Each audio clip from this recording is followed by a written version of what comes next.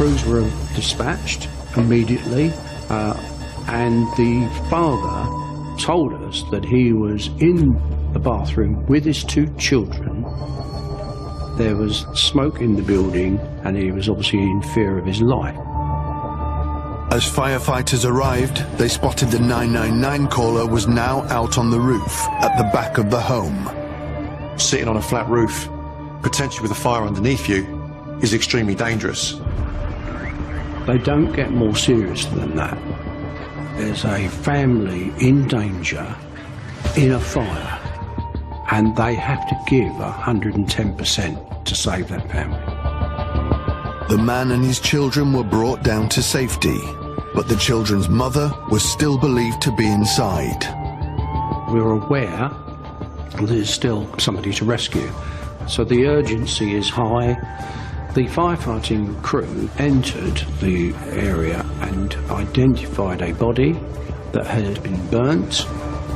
There was clear evidence, due to the amount of burning, that she was a fatality. The body was identified as 34-year-old mother of two, Kirsty Wilson.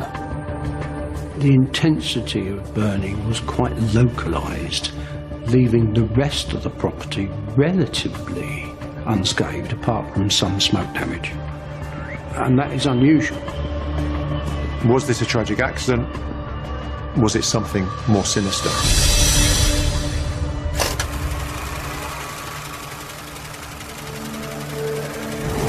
Kirsty Wilson was a vibrant, outgoing, vivacious, sociable woman with a great sense of humour who was exceptionally good at her job. Her mother described her as a woman who turned heads, and anybody who met her loved her as a person as well as a great friend and colleague. Talking to people that knew Kirsty, she was vibrant, she was energetic, she was colourful, she was passionate, she had everything to live for. In 1999, Kirsty met 31-year-old Alan Jermy. Kirsty and Alan both worked in the motor vehicle industry. Kirsty worked for Mercedes, Alan worked for Volkswagen. Alan was quiet, he was introvert, he was intense, very private individual, very different to Kirsty. Despite their differences in personality, the pair hit it off. They moved in together and welcomed two children. 6 or 7 years into their relationship, they seemed to be an ideal couple. A lovely house in a very smart part of Surrey, and two kids, and two very good jobs. But there was a clear difference between the lifestyle and between their own personalities. He was a black belt in martial arts. He spent almost all his time, certainly all his spare time, keeping fit, doing practices and just working out constantly, which his family played no part in. After 8 years together, Alan and Kirsty began to drift apart. In the spring of 2007, Kirsty begins to develop feelings for her boss at work. She had known him since she joined the company as a graduate trainee, and little by little he seemed to be getting closer to her, and she seemed to be getting closer to him. Unbeknownst to Alan Jermy, the pair began a relationship. Kirsty and her boss spend an increasing amount of time together, and they're really forming quite a deep relationship. Here was a man she could admire and she could love. But not long into the couple's affair, their secret relationship was nearly exposed. Jeremy discovered a text that the boss had sent Kirsty privately saying, "I wish I was with you now," and his suspicions immediately came to life. Kirsty's explanation, that this was nothing more than some mild flirting.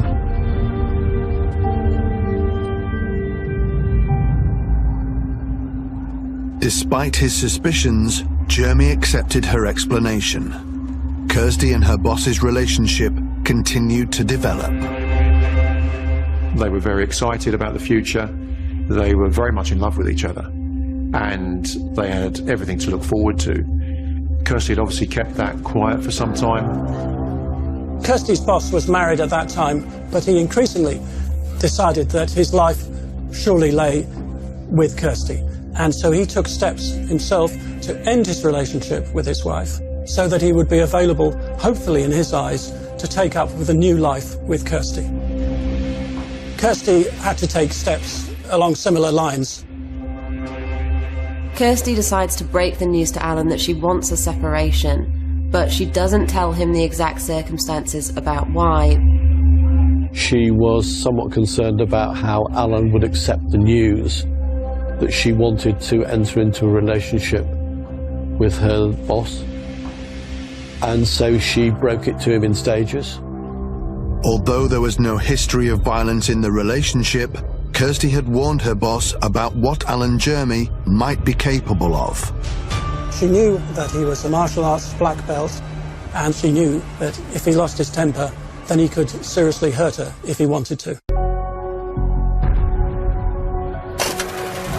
Alan Jeremy and Kirsty were living together in the same house, but they were living separate lives. After Kirsty confronts Alan about the separation, she wants to sleep in separate rooms, but Alan insists that they have to stay in the same room so as not to confuse the children. I think that this is Alan trying to remain in control of a situation that he feels increasingly out of control over. He changed into the model partner. He was basically spending a lot more time at home. He was doing a lot more around the house. He was cooking. He was hoping that he could win her back and win her affections back and change her mind. By the time she's approached Alan about ending the relationship, she's already fallen for someone else, and it's now just that Alan is catching up. Despite Alan's best efforts, Kirsty made it clear the relationship was over. Kirsty and Alan continue living together and co-parenting their children, and over these months it seems that Alan's coming to terms with the end of this relationship and they're both looking to move on.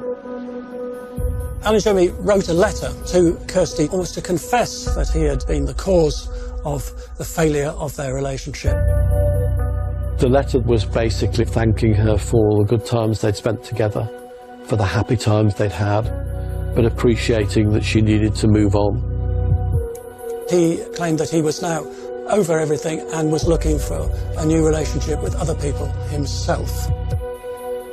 Alan said that he had joined Match.com. He'd also changed his Facebook profile, so he was now a single person.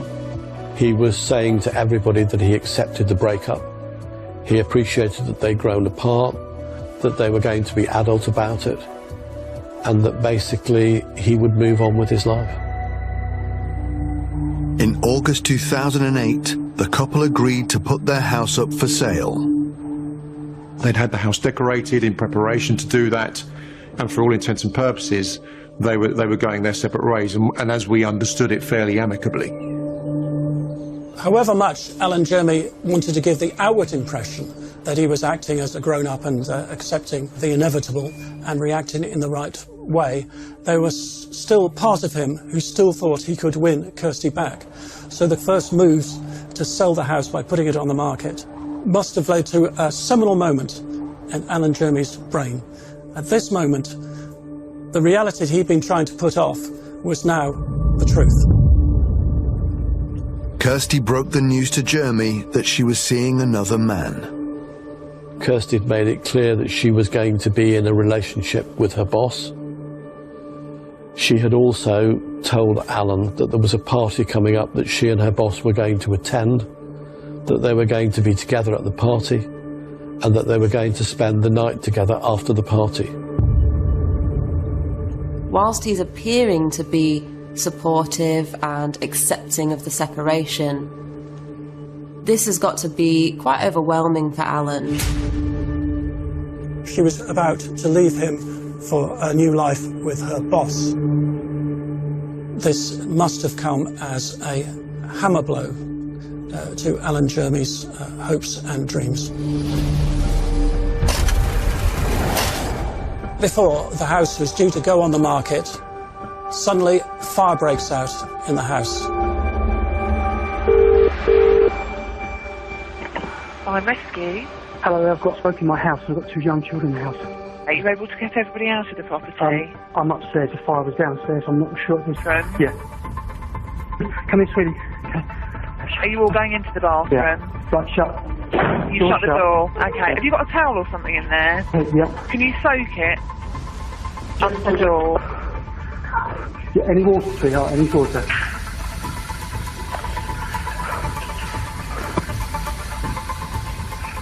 Okay, good girl, good girl. It's at the bottom of the door you've blocked up there. Oh, just, yeah. Water. Yeah, that'll just prevent any smoke going Right, put it up behind the door. The only thing is, I don't know where my partner is. Right. Do you think she's in the house? Or? Yeah, I went to bed early. The information we've received is a person's reported fire. They don't get much more serious than that. The urgency to get there is at utmost, but they're also aware that they will be risking their lives and seconds count. It's all about speed, it's all about urgency, it's all about saving life. They search quicker. When firefighters entered the living room, they discovered Kirsty's body. The smoke was clearing at this stage, and it became evident to the crew that the extent of damage and burns to the casualty was quite severe, and that the chances of the casualty being alive were very remote. I think firefighters in particular always go through a little bit of soul searching, thinking, could we have saved that person? But I think in this particular case, that was tempered by the fact that Kirsty was clearly dead before we arrived. There was significant burning to the face, upper torso, and there was limited fire damage in and around the body, which indicated that the fire was localised on Kirsty as opposed to Kirsty becoming a victim of fire spread. When paramedics arrived, Kirsty Wilson was pronounced dead at the scene. Whenever someone dies in a fire, police are always called. It's our job working with the fire service to investigate how the fire started, but more importantly, how someone came to die, to understand whether that was a tragic accident or something more. Alan Jeremy and his 2 children were taken to hospital as a precaution. I recall that a lot of the people that were first at the scene made a comment that ultimately Alan was very calm, very relaxed at the scene, and the ambulance crew made remarks that Alan mentioned nothing about Kirsty on the way to the hospital. This is unusual as someone who's just gone through a traumatic loss of an ex-partner and the mother of your children.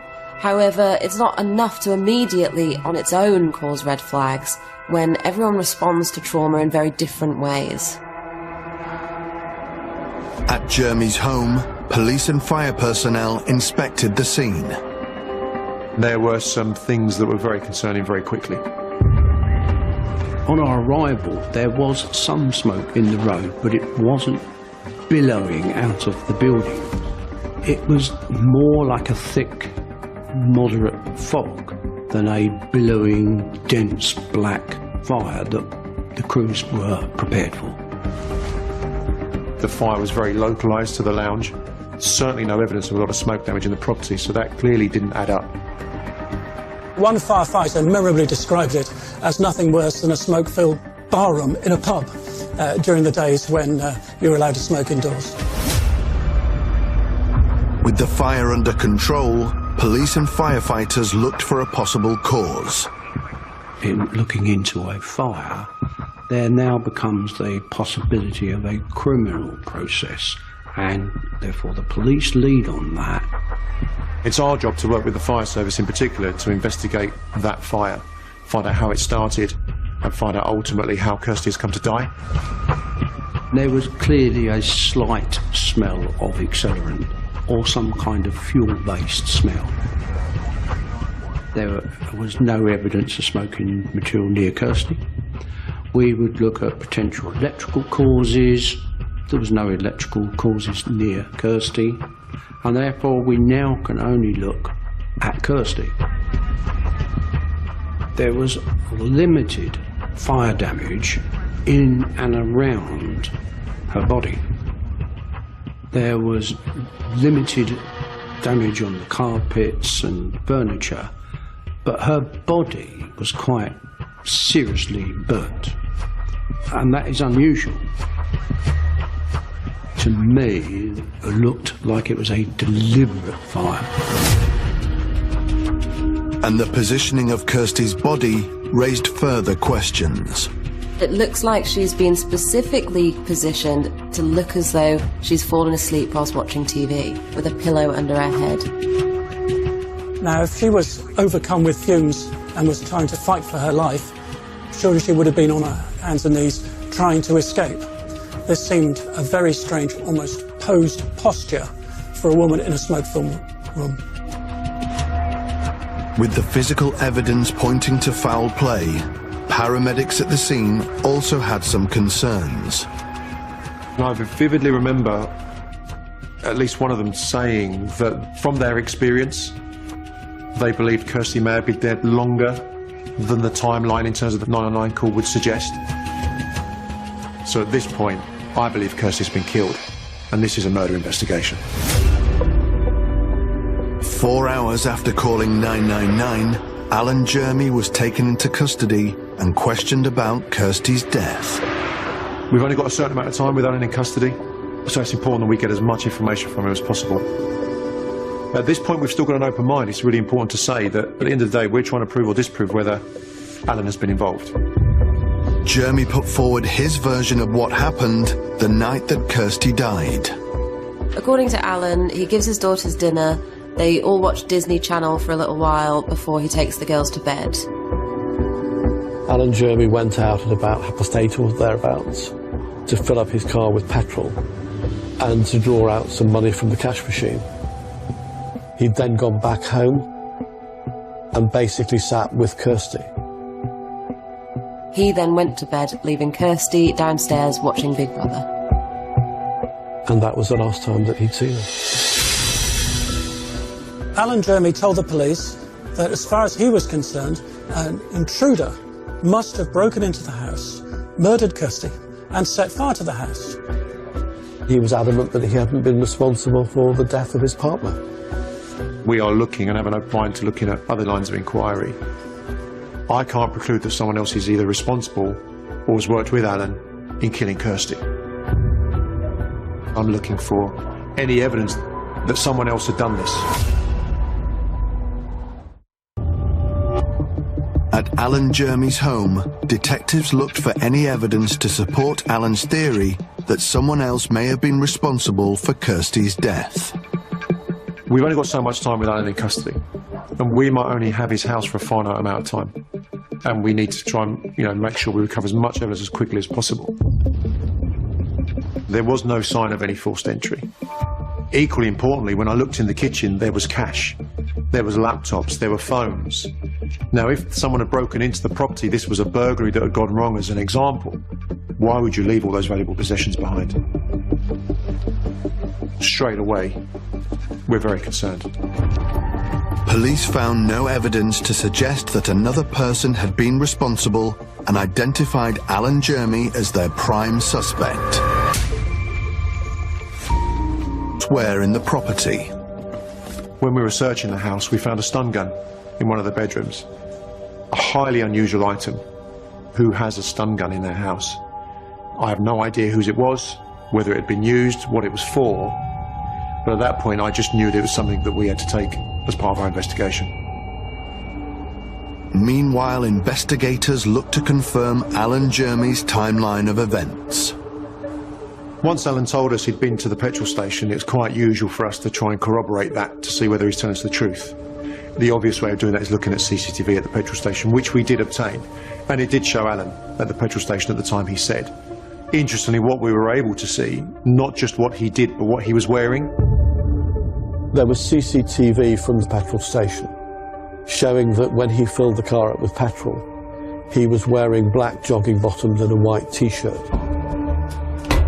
What was interesting about that is that when we searched the house, that evening, that morning, we found those tracksuit bottoms in the washing machine and they'd been washed. For me, that was really interesting. Why would you take your tracksuit bottoms off that you'd had on that evening and just put those in the wash cycle? What were you trying to hide? Police suspect Jeremy may have been attempting to destroy evidence. The jogging bottoms were tested by scientists who did discover some hydrocarbons, which was indicative that they might have been associated with petrol. Jeremy's story suggested he had returned home from the petrol station at around 9 p.m, 3 hours before emergency services were called. One thing we will typically do in any murder investigation is look at phones, use of phones, in particular Kirsty's phone. I found that Kirsty's phone had sent a text that evening to her boss, her boyfriend, at about 9:10 that night. Her boss had replied at about 9:20. He expected her reply, but it never came, and this was exceptionally unusual. Alan made the 999 call just before midnight, at 9:20, and for several minutes afterwards, her boyfriend had texted her back, and there was no reply. At this point, I suspect that Kirsty was dead. Detectives probed deeper into Kirsty and Jeremy's relationship in the weeks preceding her death. Alan had registered with a dating website or websites and had gone on some dates. So for anyone looking in from the outside, for all intents and purposes, Alan was accepting A, of the separation, and B, was moving on with his life. However, just engagement in the dating process doesn't necessarily mean that someone's moved on from any hurt and difficult feelings they might have over a previous relationship. He wanted to set it up like he's taking the positive steps that he needs to move on from the end of this relationship. From our investigation, we found that he'd penned a letter on the laptop that was quite to the contrary. It basically was a letter begging her not to go and that he wanted her back. I think the police were deeply suspicious of Alan Jeremy's claims that he had totally accepted the separation of their relationship, because they believed that this was the motive for why Alan Jeremy killed Kirsty. Kirsty's friends spoke with police and revealed that she had raised some concerns about his behaviour. Despite Alan telling Kirsty he was fine with their separation and he'd written a letter to wish her all the best, she had her suspicions that he was spying on her. In fact, she even went as far as to tell friends that one evening she'd found him crawling around the bottom of her bed in the middle of the night and was checking her phone. The more we found out about Alan, it was really clear that he didn't want her to leave him. Alan wasn't comfortable with their separation, and more importantly, he didn't want her to be with anybody else. I think it's entirely possible that as the practical elements of the separation are now all coming to a head, the house going on the market, him telling the parents, him having to tell the children, I think that these are the trigger points that secure to Alan that this is real and it is final. So this is building a picture of not the placid and accepting character that Alan's been trying to portray, and instead someone that is becoming increasingly paranoid and is actually causing fright to Kirsty now. I think Kirsty had every reason to be frightened of Alan. He was a trained black belt martial arts expert. She knew that would he ever want to, he could hurt her very badly. When we spoke to witnesses, neighbours, people that knew them, that neighbours had heard in the past arguments, which wasn't unsurprising given the fact that they were now separating. But what was really interesting, on the night of Kirsty's death, no one had heard any struggle, any arguments. There was certainly no signs of a disturbance in the house. There was no injuries to Kirsty, no wounds, anything that suggested there'd been a struggle. So it still raised the question, what had happened to Kirsty? How had she died? Kirsty's body was sent for a post-mortem to establish what had caused her death. Whilst Kirsty had some burns to her body, the fire hadn't taken enough to completely destroy the evidence. We know from examining Kirsty's body that there was evidence of strangulation.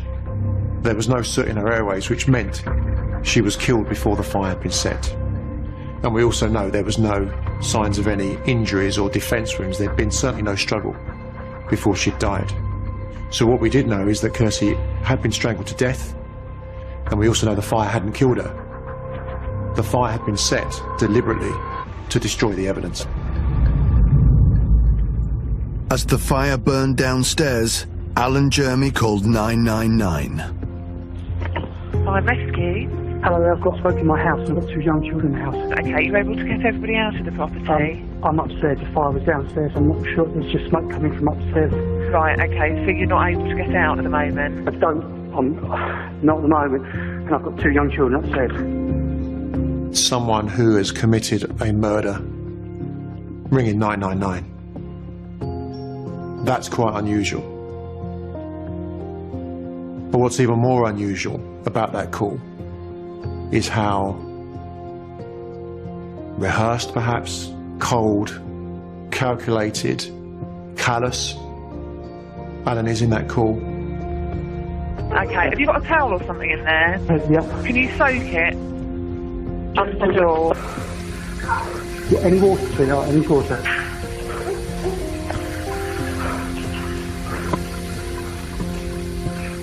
Okay, good girl, good girl. Okay, is that the bottom of the door you've blocked up there? Oh, just, yeah, good. Yeah, that'll just prevent any smoke going Right, put it up behind the door. Good girl, good girl. For those children, it must have been a very distressing experience. They don't know what's going on, they don't know where their mother is. It's almost like he's using his daughters and their fear to add to the urgency and legitimacy that he's trying to present in the call. This is a man who put his children's life at risk by setting fire to a house that, for all he knew, could have gone up like a tinderbox and put his children's lives in jeopardy. The only thing is, Yeah. I don't know where my partner is. Right, do you think she's in the house? Or? Yeah, I went to bed early. It feels quite awkward when he introduces the information about his partner being inside, because it's done quite clumsily. What's the name of your partner? Kirsty. Even when asked, is there anyone else in the house, having told the operator of his 2 daughters, it was some considerable time before he even got round to mentioning Kirsty being downstairs. Throughout the whole call, he doesn't call out for Kirsty once. Doesn't scream her name. Doesn't shout out to see if she's okay. That's because he's killed her. Alan Jeremy was charged with murder. Throughout his interviews, Alan denied any involvement whatsoever or any responsibility for Kirsty's death. He was cold, he was calm. For me, if I'm an innocent man who's been wrongfully arrested for the murder of my partner, I'm not so sure I would be as calm and as collected as he was.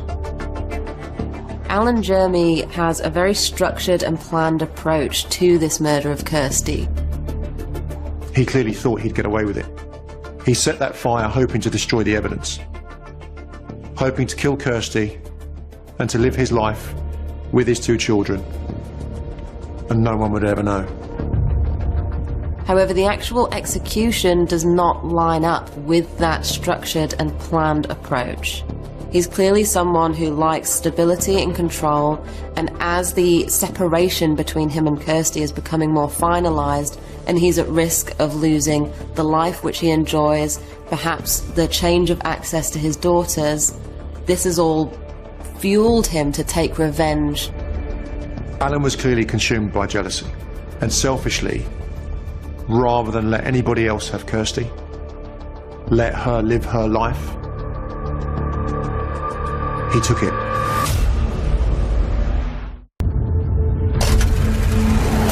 In the summer of 2009, Alan Jeremy faced trial, charged with the murder of Kirsty Wilson. I remember the trial distinctly.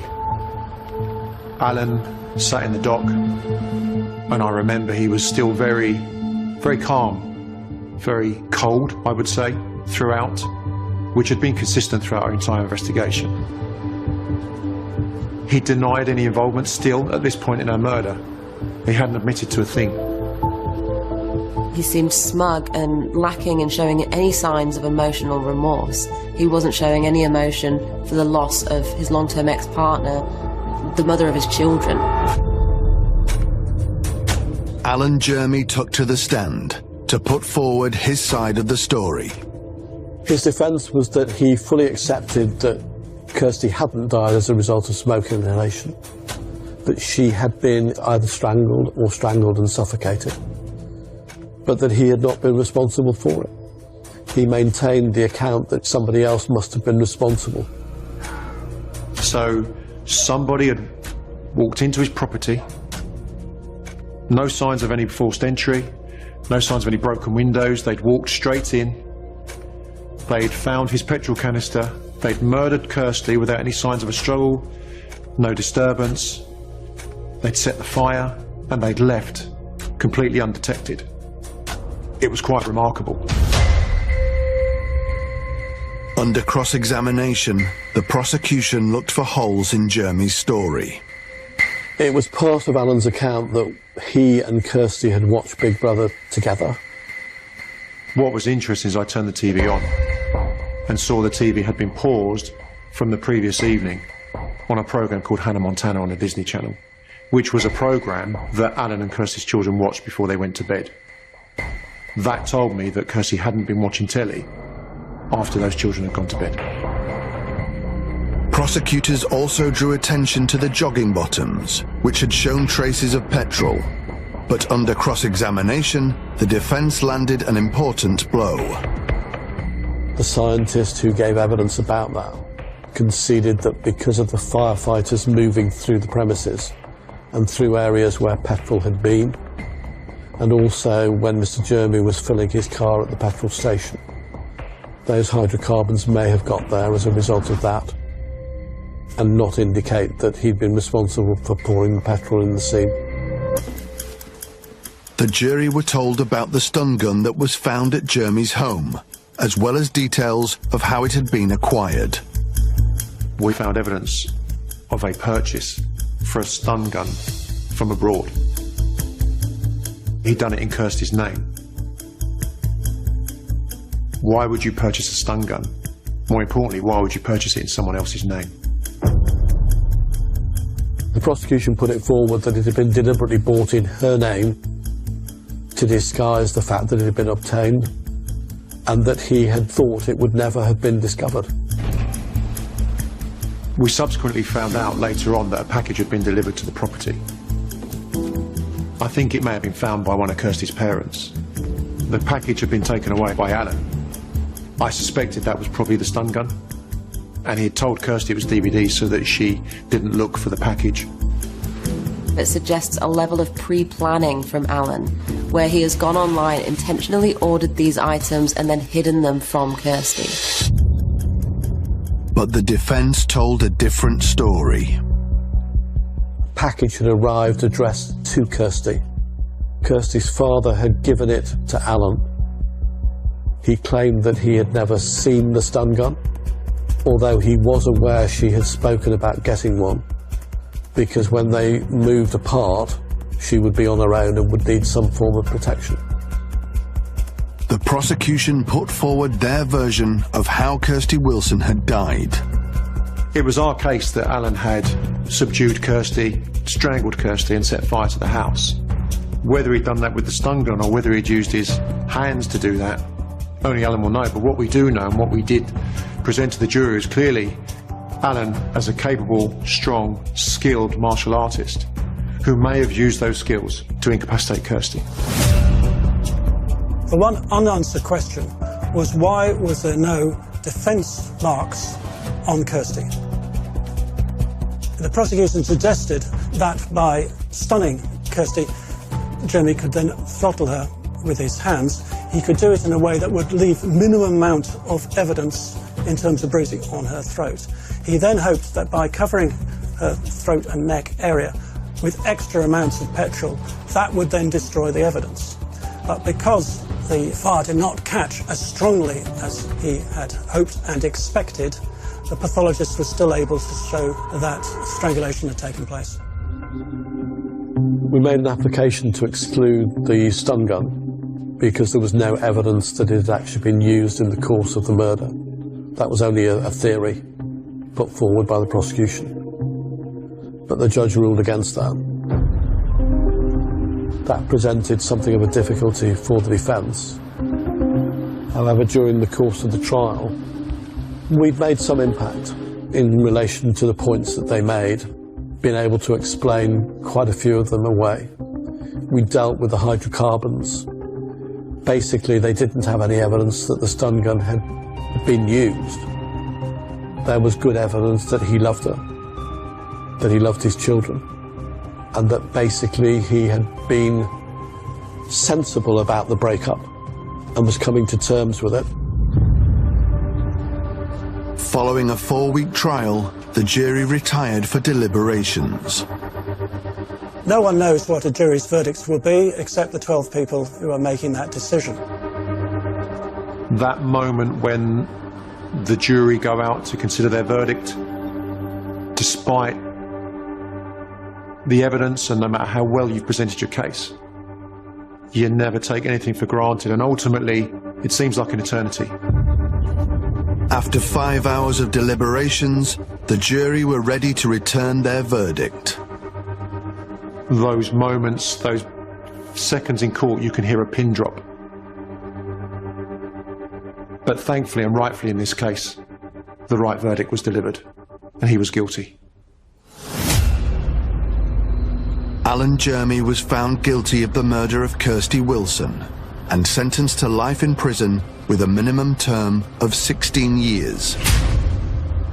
The judge told Jermy directly to his face, "How do you explain to 2 young children why they will never see their mother again?"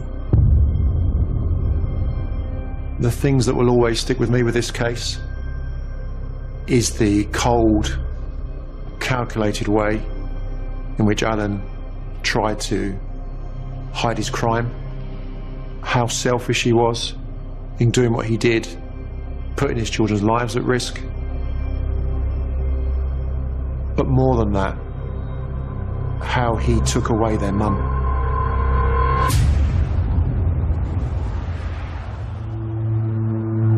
Alan Jermy will be eligible for parole in 2025. If Alan Jermy does get parole, I think if I was a family member, it would never be long enough, and he should never come out.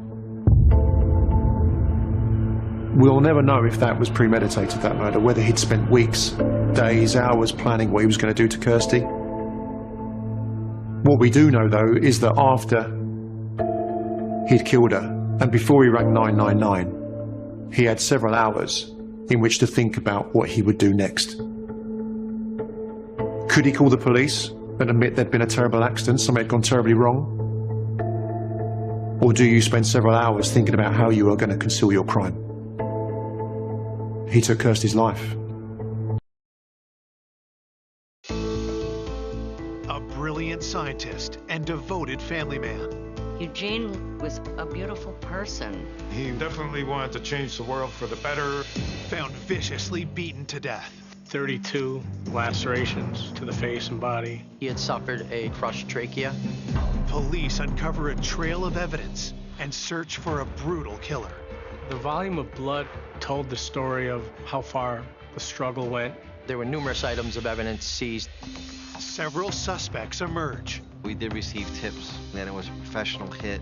He was doing work that might have threatened someone enough that they murdered him. I knew him to be someone who would maybe not want to cross. Until the case takes a jaw-dropping turn. And then a bombshell was dropped. We thought that we were really onto something, and that kind of fell apart. And the truth is revealed. You're telling a family that you've arrested the right people. We were back to square one. She wasn't telling us all this stuff out of the goodness of her heart. It just didn't sound like it could be possible.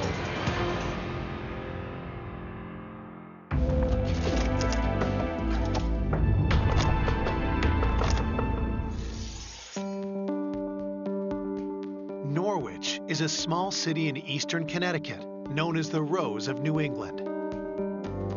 The city of Norwich is an old mill town. It's not as affluent as the rest of Connecticut. There's poverty here, you know, there's hard luck here. But overall, it's a good city. It's one of those places that doesn't change much. But on the night of May 14th, 2004, Norwich was shaken to its core by a horrible crime. 911. I was coming here to look at an apartment and there's someone laying on the ground. He's not moving and he looks like he's dead. Police and paramedics raced to the scene. They found a white male in his 50s. There was a lot of blood. It was a horrific scene. The paramedic indicated that the unresponsive person was deceased. Upon arrival at the scene, we could tell that there was a vicious beating with numerous strikes to the face with some unknown object. He had suffered quite a lot of injuries to his face and neck. And there was a pattern on his clothing. It looked like it may have been shoe impressions. There may have been a case of someone either stepping or stomping upon the victim. The victim's shoes were missing, a wallet, and some other items were missing that he would have normally had. The missing items suggest a robbery. But what explains the viciousness of the attack? The volume of blood told the story of how far the struggle went from the side of the house to a car parked in the driveway. The violent struggle had moved throughout the backyard to the location where the body was found.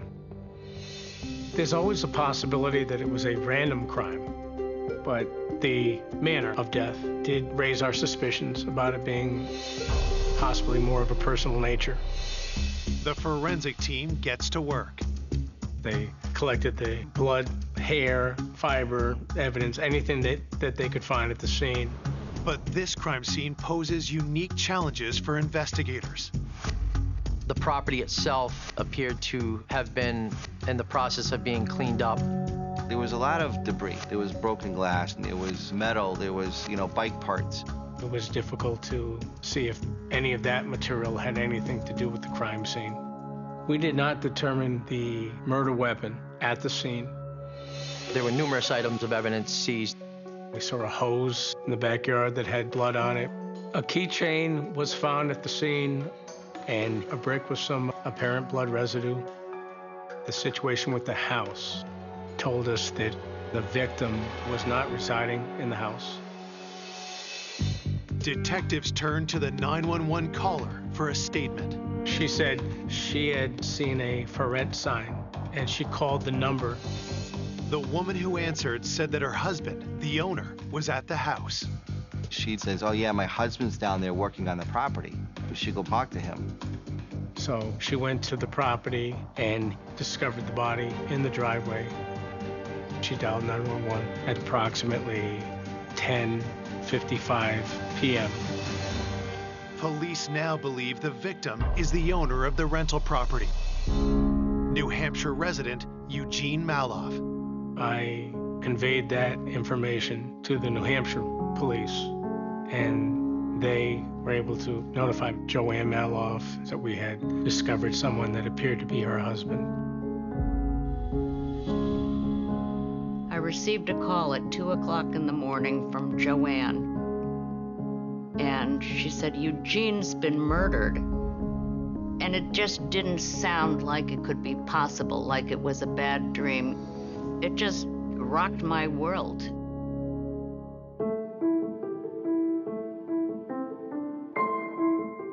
"56-year-old Eugene Maloff was born and raised in Norwich.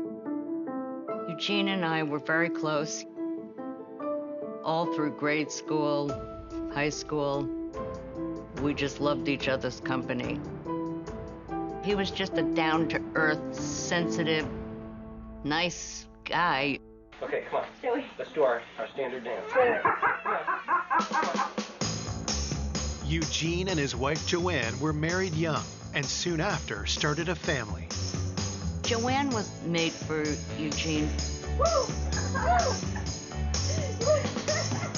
They were both very outgoing and had a lot of warmth. Eugene was always very loving to the kids, just very gregarious and sweet. We knew from a very, very young age that he was a genius. He got his education from Harvard and then MIT, and he had a doctorate in environmental engineering. He wrote books about outer space and nuclear energy. There aren't many people like him who can both understand the science and communicate the science. After completing his PhD, Eugene embraced cold fusion, a controversial theory about limitless energy. Gene got deeply involved in cold fusion, which was contrary to a lot of conventional thought at the time.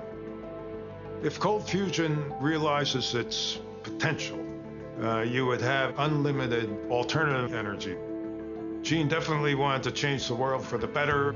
Gene was trying to follow his dream and go on the path less chosen, and he was working on new ways that we could stop global warming and have a better world. All right, there we are. But that's our little house. Eugene always told his parents that he wanted them to keep the house in Norwich. He was sentimental and he just loved those old memories.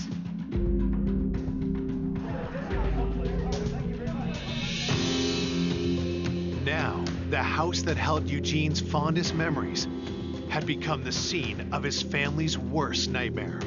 That was the house that he grew up in, and although he moved to New Hampshire, he had kept the family property and had rented it out for years. Detectives call Eugene's wife, Joanne, and question her about her husband's last known movements. She said on this particular day, he had come down to clean up the property, making sure that it was all suitable for renters. And he had a dumpster delivered. Joanne Maloff had spoken to her husband earlier that afternoon, and in fact, she had expected he would be home in New Hampshire by 9 o'clock or so that evening. Police learned that Eugene had driven his minivan to Norwich that day. She described the van, and it had some unique markings on it, and also had New Hampshire plates. Mrs. Maloff said the van should have been on the property. But there was no van in the driveway. The first thing you're thinking of is that the killer had taken off with Mr. Maloff's van. He's a family man murdered and brutally beaten. I think that shocks the conscience of any neighborhood. We felt that whoever was driving that van was complicit with the homicide of Dr. Maloff. Coming up, investigators uncover conflicting evidence.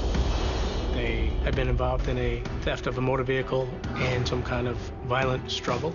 Blood was sent to the laboratory, but there was no match. It wasn't logical. And disturbing secrets. I realized that there were people out there that weren't happy with Gene. Whose blood is that and where did it come from? He wanted to commit suicide and was shaking and hyperventilating. Some of the things regarding her whereabouts on the night of the murder hadn't added up. I had to accept it, but it was a terrible thing.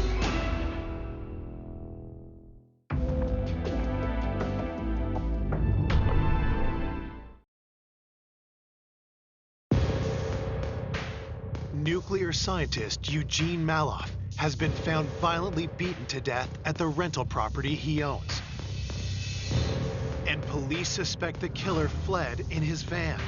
We put out a bolo, be on the lookout, to all the local police departments for the van. While detectives wait for news on the van, they interview neighbors. The purpose of the neighborhood canvass to try and figure out when was the last time Mr. Maloff was seen alive. We spoke to a neighborhood friend of Dr. Maloff.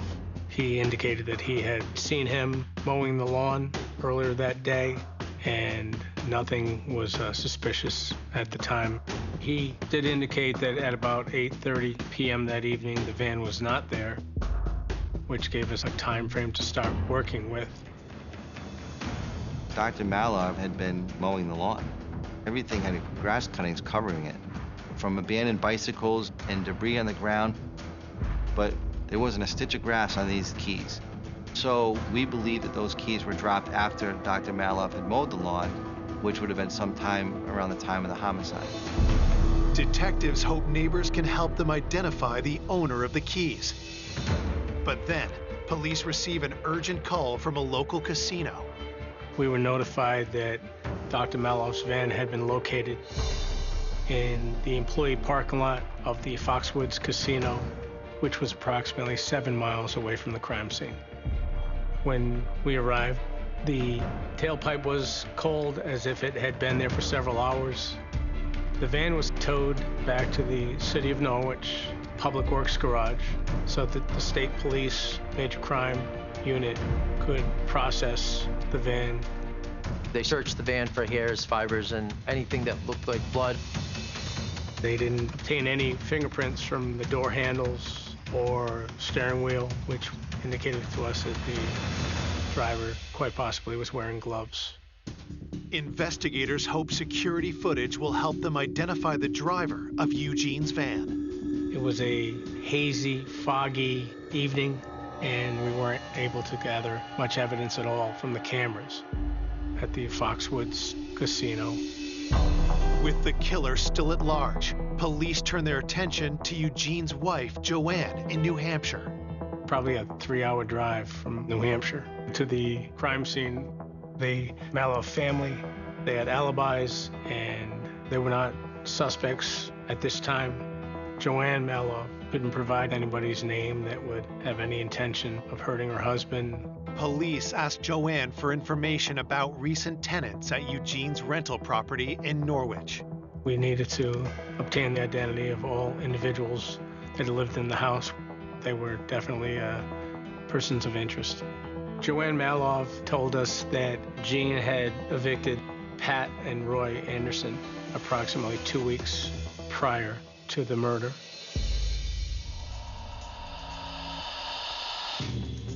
Gene's tenants stopped paying the rent, and Eugene eventually had to look into how to get them out, because I think they were there for a good 6 months before they actually left. Gene didn't want to be cruel to people, and I think he really gave them a lot of leeway, but enough is enough. For detectives, it's the first break in the investigation. Pat and Roy Anderson had been living at Mr. Malov's property for a long period of time, up till the eviction. My immediate questions were, where are the people that were evicted? How do we locate the Andersons? Luckily, a tip from a neighbor leads police to the Andersons' son, Chad Schaefer, who lives nearby with his girlfriend, Candace Foster. One of the investigators went to their apartment to get information about Chad's mom and dad, Pat and Roy. The purpose of his interview was to determine whether or not the Andersons had seen Gene Malov on the property, if they'd seen him, when they had last seen him. Chad claims that his parents had not seen Eugene since he served them the eviction notice. Chad Schaefer said there were no hard feelings between the Andersons and Gene Malov. Police asked Chad for his whereabouts on the night of the murder.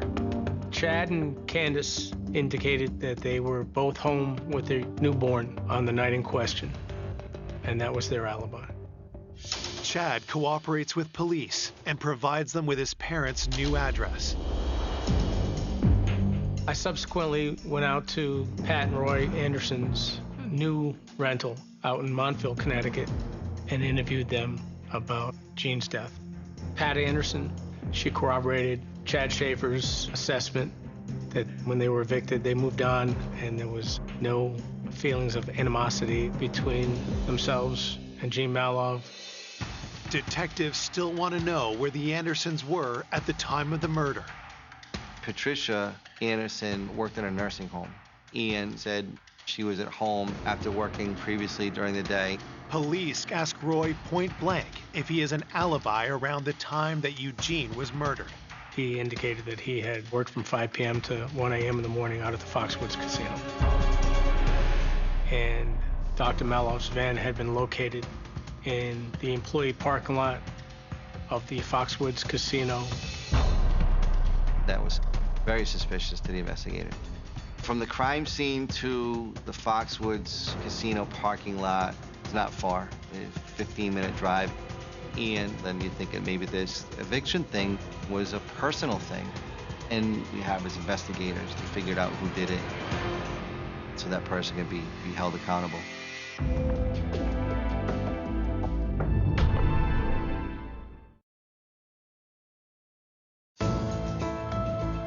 Police investigating the murder of cold fusion scientist Eugene Maloff now have their first real suspect.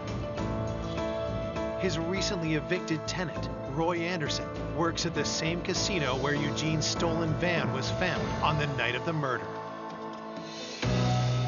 Roy reported that there was no animosity about the eviction. There was no problem between Eugene and Roy. But Dr. Maloff's van had been found at the Foxwoods lot.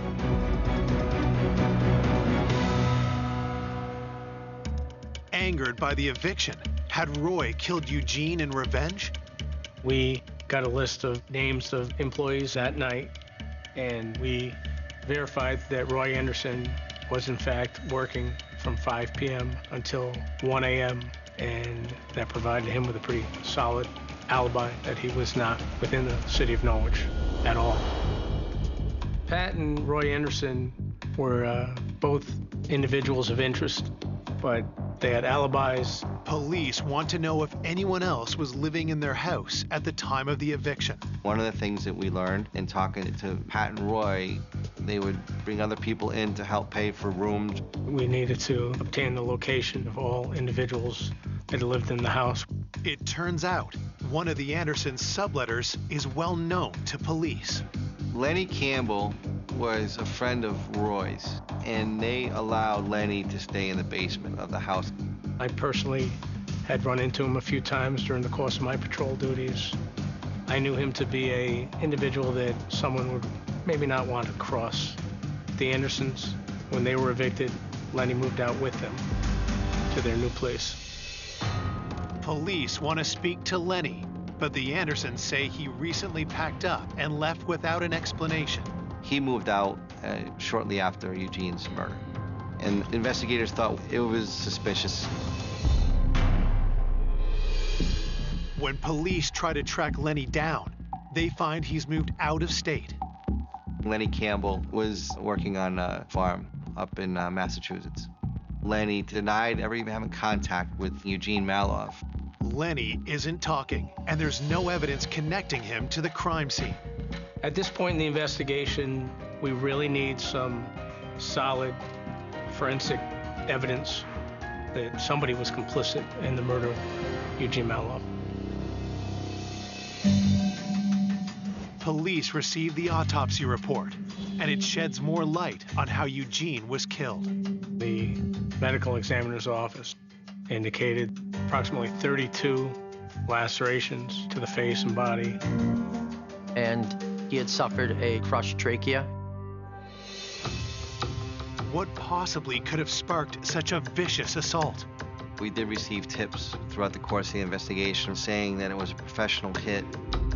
Was Eugene assassinated for his research into alternative energy? I thought that perhaps because cold fusion was so controversial, that maybe it was some kind of planned setup. I do believe there's always a danger to somebody that's going to rock the boat. I realized that Gene's passion for countering big oil meant that there were plenty of people out there that weren't happy with Gene. It occurred to me that, he was doing work that might have threatened someone enough that it would have murdered him. We delved into it, and based on the crime scene in the circumstances in which he was killed, I don't think a professional hitman would go about his business in that manner. It just didn't add up. It wasn't logical. Police are running out of leads, but then a witness comes forward with a bizarre account from the night of the murder. We came in contact with a shuttle driver for a nearby hotel sometime between 8 p.m. and 10 p.m. on the night of the murder.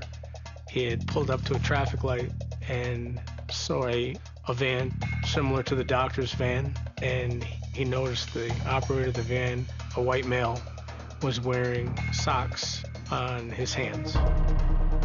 Obviously, you start to think, well, if the person's wearing socks on their hands, they don't want to transfer any evidence onto a steering wheel. Whoever was driving that van with hands covered with socks was possibly complicit with the homicide. Gene Maloff's van had been moved into a fenced-in compound, and we examined it again for anything that we may have missed or the state police may have missed, and we seized a few items to include a plastic bag. Police submit the bag to the state forensic lab for analysis. And as a result of that, a fingerprint came back. It was the first piece of evidence that would place somebody in that van, possibly on the night of the murder. The print is run through the police database. The fingerprint belonged to a local individual from the Norwich area. When we ran this person's record, they had a record of burglaries.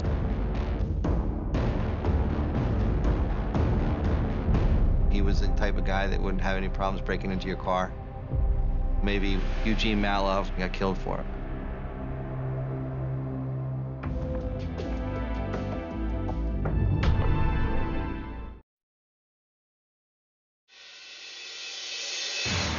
Police have a fresh lead in the murder of Eugene Maloff.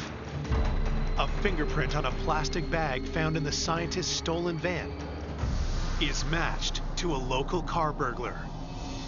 The results of that examination indicated that a print on the bag belonged to a Nicholas Gardner. Police track the suspect down and bring him in for questioning. He was very nonchalant about the fact that he had broken into the van, but when it was brought to his attention that that vehicle was used following a homicide, his demeanor shifted dramatically, and he became very nervous at that point. When police grill him further, he makes a startling admission. He said that he broke into a police impound lot. He explained that he had broken into the impound lot and was burglarizing the cars. And that would explain how his fingerprints had been found in Mr. Maloff's van. Police confirm his story when his prints are found on other vehicles in the lot. Nicholas was definitely wrong place, wrong time, and had no clue that the van that he was entering was involved in the homicide of Gene Maloff. Nicholas is charged with the burglaries, but it's a dead end in the search for Eugene's killer. Then, police get a call that reignites the case. We received a phone call from the New Britain Police Department, 40 minutes away from the city of Norwich. A New Britain police officer had come in contact with two subjects. They were in a parking lot. They were asleep in the vehicle. It was a stolen vehicle. It had been reported stolen the same night of Dr. Maloff's murder. When the officer looked inside the car, he made an alarming discovery.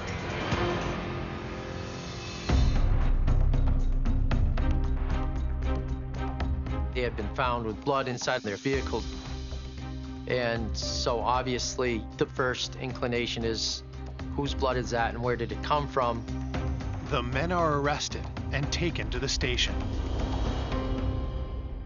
When they were taken into custody, they were identified as Joseph Riley and Gary McAvoy.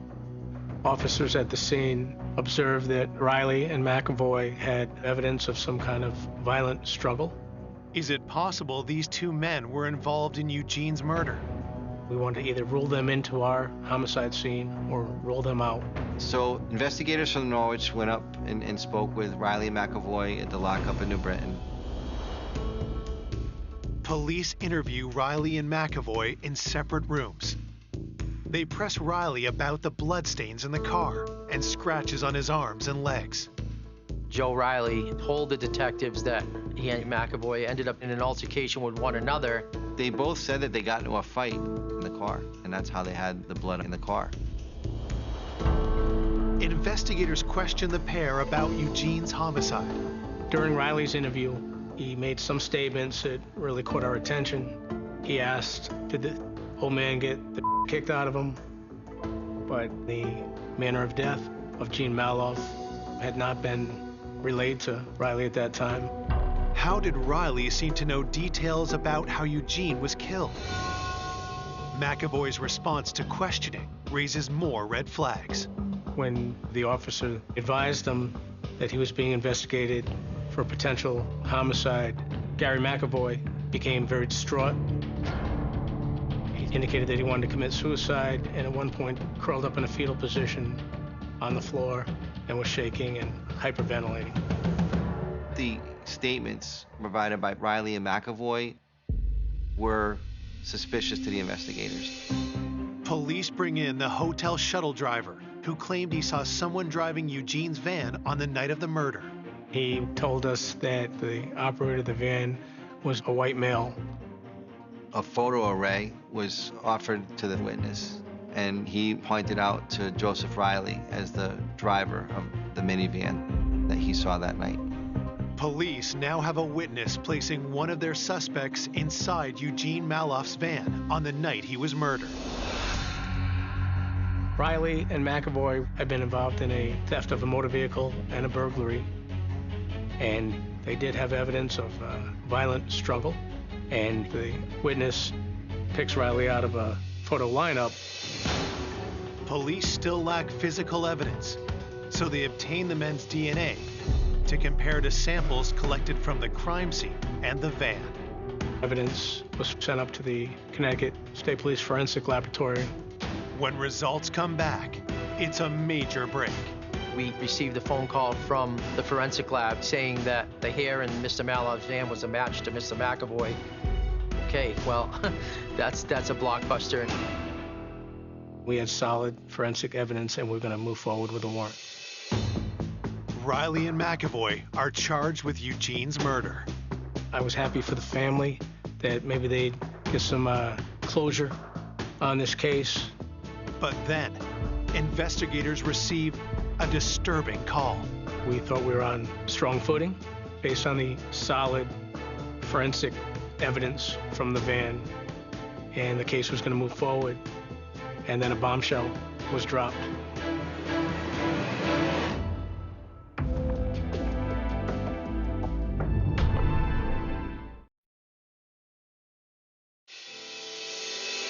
Joseph Riley and Gary McAvoy are charged for the murder of Eugene Maloff after one of McAvoy's hairs is matched to a hair found in Eugene's van. But then, police receive news that rocks the case. Bombshell was dropped by the state forensic lab. The lab reached out to us and said there was a mistake, and that McAvoy's hair was not at the crime scene and were not in the van. There was a clerical error at the laboratory. And somewhere at the lab there was confusion over the item numbers. So the hair fiber they tested, they thought came from the van, in fact came from the hair of the suspects up in prison. And as a result, the state of Connecticut decided they were not going to pursue homicide charges against Riley or McAvoy. We thought that we were really onto something, and that kind of fell apart. At this point, we were back to square one. You're telling a family who lost a loved one to violent crime that you've arrested the right people, and that falls apart. And then we say to the Maloff family, I'm sorry, we couldn't do better. I had to accept it, but it was a terrible thing. I would cry on the way to work, and I think when you go through a tragedy, your world becomes very small. Joanne was very upset, and I saw her break down once when we were going someplace. I was following her, and she lost her way.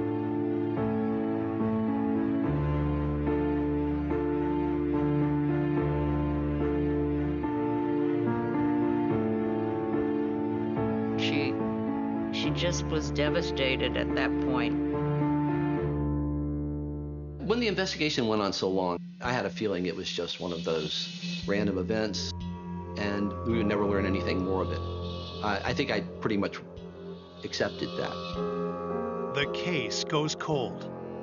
Then, 4 years after the murder of Eugene Maloff, the investigation is rebooted.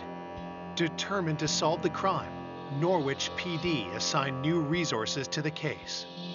They put a task force together, and I was assigned to work with the state's attorney's office, along with Detective Terry McFadden.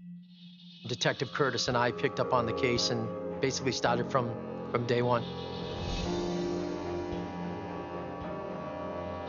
Cold cases are just cases that take longer to solve than others. It was a fresh start, and it let us get to work on finding out who the real killers were. We had met with the Maloff family and just told them that we were trying to get justice for Eugene, and we were able to secure a reward for information about Mr. Maloff's homicide, and that's not typically seen in every homicide. The reward is advertised on a large billboard near the interstate. We worked with the family, and we came up with the best design possible and put a billboard up where we thought that the most people would see Eugene's face and see our message to the public saying we needed help with this investigation. After just a few weeks, the billboard starts to bring results. The day I won't forget in this case is when we had a witness come into the police department and explain to me that they had direct information related to the death of Eugene Maloff. The witness claims to know Candace Foster and Chad Schaefer. Chad is the son of the Andersons, the tenants Eugene evicted. Jill Sebastian was friends with Candace Foster and Chad Schaefer, and had actually lived with them around that time of Mr. Maloff's murder. She began to tell us about how when they would see reports about Mr. Maloff's murder on the TV, Chad would start getting kind of antsy. And Candace had mentioned to Jill about Chad coming home with bloody clothing around the time of Mr. Maloff's murder. Investigators are stunned by Jill's statement, but police have no evidence connecting Chad Schaefer to the crime scene. Early in the investigation, an investigator went to Chad and Candace. They said that on the night of the murder, they had stayed home and there was no evidence to support any connection to Eugene's death. Police are eager to corroborate Jill's story. Her boyfriend, Keyshawn, agrees to give a statement. Keyshawn told us that Chad Schaefer confessed to Keyshawn that he had killed Eugene Maloff.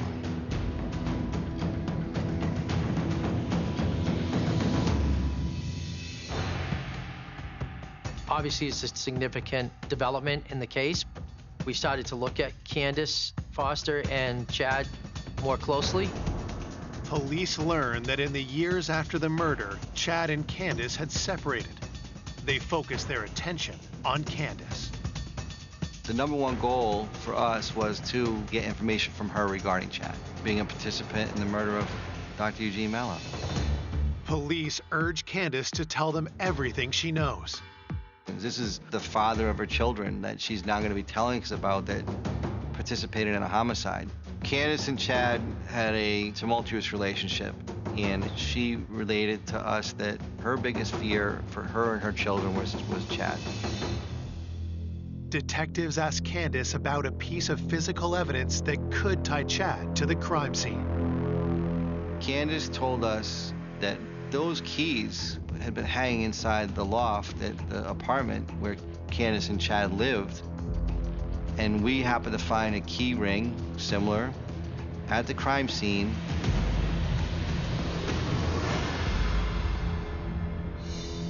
The information is damning, but investigators suspect that Candace is hiding something. Some of the things that Candace had said regarding Chad or regarding her whereabouts on the night of the murder hadn't added up. We had to let Candace know that she would have to come clean and explain to us everything she knew about the murder. When we interviewed her, a little bit of information would come out, and then a little bit more information would come out. then it reached a point where Candace did tell us someone other than Chad was involved in Mr. Maloff's murder.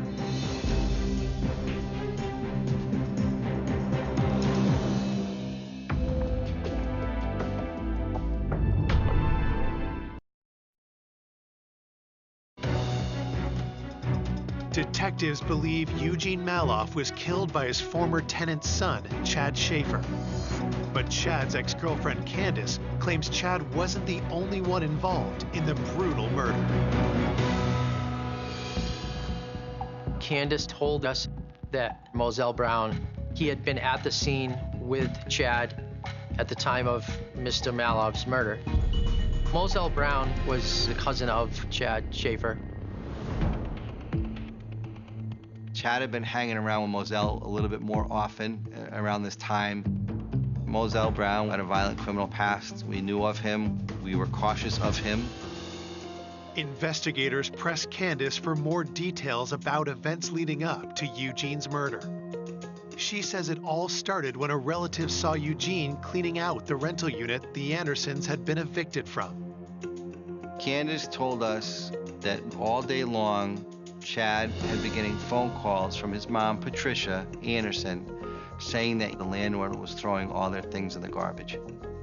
Patricia was really upset and starts putting out pressure on Chad. I told you, you were supposed to get that stuff out of there. You were supposed to have that house cleaned out. I want my belongings. And Chad had gotten picked up by Moselle Brown. He told Moselle that Mr. Maloff was throwing stuff out that belonged to Chad's parents. They got upset. And they go over there and they say, listen, we're not going to take it from this guy. And Mr. Maloff says, no, get out of here. I gave you plenty of time to get your stuff out of here, leave. And someone throws a punch. They hit him once, and now once they hit him, these guys don't stop. They just start beating him.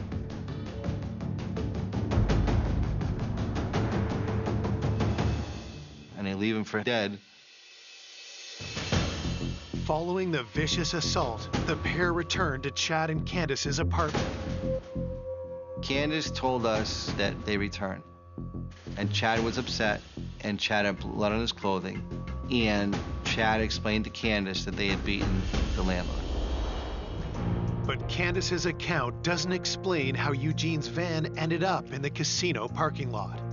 Candace wasn't telling us all this stuff out of the goodness of her heart. She was doing this to minimize her involvement and minimize her punishment. When investigators confront her about her deception, she finally cracks. From what Candace was telling us, it looked like three of them were involved. Chad Schaefer, Moselle Brown, and Candace Foster. Candace says she returned to the rental property with Chad and Moselle to cover up their crime.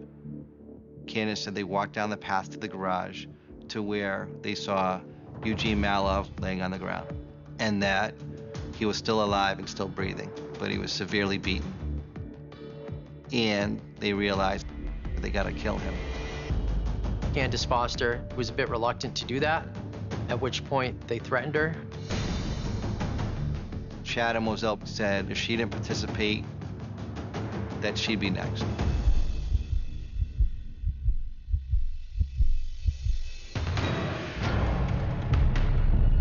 It was a vicious beating with numerous strikes to the face with some unknown object. And at that point, Eugene's still alive. And that's when Moselle steps on his throat until he stops breathing. After killing Eugene, Chad, Moselle, and Candace staged the scene to throw police off their trail. They wanted to make this look like it was a robbery, and part of that was that Candace drove the van and dropped it off in the casino parking lot. With Candace's story, investigators believe they have enough evidence to charge Chad and Moselle with murder. They arrest Chad Schaefer first. When the news came through that they actually had an arrest, it was a shock to find out that Gene was killed by a son of a disgruntled tenant. It just seemed unfair. When investigators tracked down Moselle Brown, they find out he's serving time in Ohio for another crime. We extradited him back to Connecticut to face charges for the killing of Eugene Mello. I believe the X factor was Moselle. He was the violent ringleader, and I believe Chad Schaefer and Candace Foster would not have killed Eugene Maloff in the absence of Moselle. The three accused are tried separately. Moselle received more than 50 years in prison. At Chad's trial, he was defiant and ultimately took a plea deal and took the offer that the state put on the table. Chad Schaefer agrees to plead guilty to first-degree manslaughter. Chad Schaefer received a 25-year sentence, and he would have to serve 17 and a half years. Candace Foster is the last to face justice. There's no way that we could have had a strong as case that we did against Moselle and Chad without Candace. And Candace, with her attorney, made an arrangement with the state's attorney's office for her to receive the sentence that she got. Candace eventually was charged with hindering prosecution and tampering with evidence. She served 3 years in jail and then several years of probation. The verdicts bring closure, but nothing can replace what Gene's loved ones have lost. I'm not a good judge as to whether justice was served, but the bottom line was that we couldn't bring back that special, wonderful man. I think Gene would like to be remembered as somebody that advanced the deeper knowledge of the universe. I think Gene did make a difference in the world. I think he could have made a much bigger difference had he been around longer. I just miss Gene, and I really relish all the memories I have of all the happy times. We all loved him so much. The world has lost a great human being, a great mind, and a beautiful person.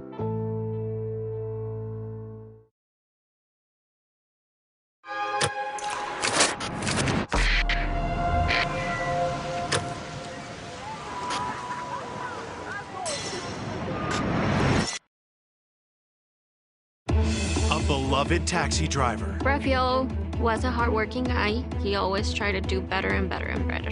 Is murdered in cold blood. That's when they observed a body inside of the trunk. There were 9 gunshots. That's not an accident. We had no leads. We had no suspects. Had no idea who could have done this to him. Police uncover a sinister trail of motives. A lot of people was jealous of Raphael. Raphael tended to like the ladies a little bit. Raphael had approximately $2,000 in his vehicle. But struggled to find suspects. People were asking, do we have to be scared? Is there a murder out there killing us Hispanics? We noticed on his license plate of his vehicle, there appeared to be a blood stain. Until the bizarre truth turns the case on its head.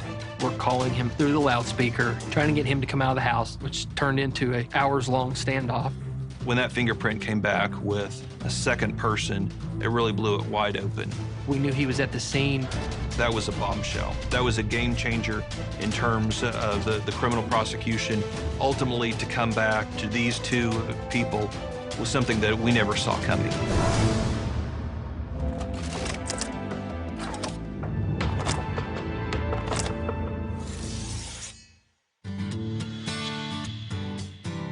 Rogers County, Oklahoma, a quiet rural district north of Tulsa's city limits. Rogers County is just a great, tight-knit community. It's an agricultural community, a very wholesome, family-oriented community. That all changes in the early hours of May 1st, 2015, when a truck driver sees something unusual beneath a bridge. Our dispatch center received a call of a vehicle partially submerged in the Caney River off Highway 169. Police and firefighters arrive at the scene in minutes and cordon off the area. Emergency crews check to see if anyone is trapped inside. The news media was there, and it was being broadcasted over live TV. As the car is towed onto the riverbank, its trunk pops open. That's when they initially observed a body inside of the trunk. At that point, we knew we had a serious crime at hand. Rogers County Sheriff's detectives arrive and begin their investigation. When I arrived on scene, I observed a Hispanic male inside of the trunk. These pockets look like they've been rummaged through. Only when detectives move the victim's shirt do they realize the violent nature of the attack. He appeared to have several gunshot wounds to his chest area. There were 9 gunshots. That's not an accident. 9 gunshots is intentional. Somebody wanted to make sure that he did not survive his injuries. The first question facing detectives is who is the man in the trunk? We did not locate any type of identification or any wallet or anything that a normal person would have in his pockets. So it made it very hard for us to identify who he was. We were taking photographs of his tattoos and unique markings on his body. Inside of the vehicle, we found some cell phones. As the car was submerged, we got lucky that one of the cell phones was placed on the dash and it was fully intact, still operational. The detectives and forensics team comb the riverbank for further clues. We noticed a large amount of blood, and we suspected that was the area that the victim was initially shot. Well, near that pool of blood, we also found some shell casings consistent with the size of bullet wounds inside the deceased body. A few feet away, detectives notice more clues. There were several beer cans and a cigarette butt and a piece of tissue.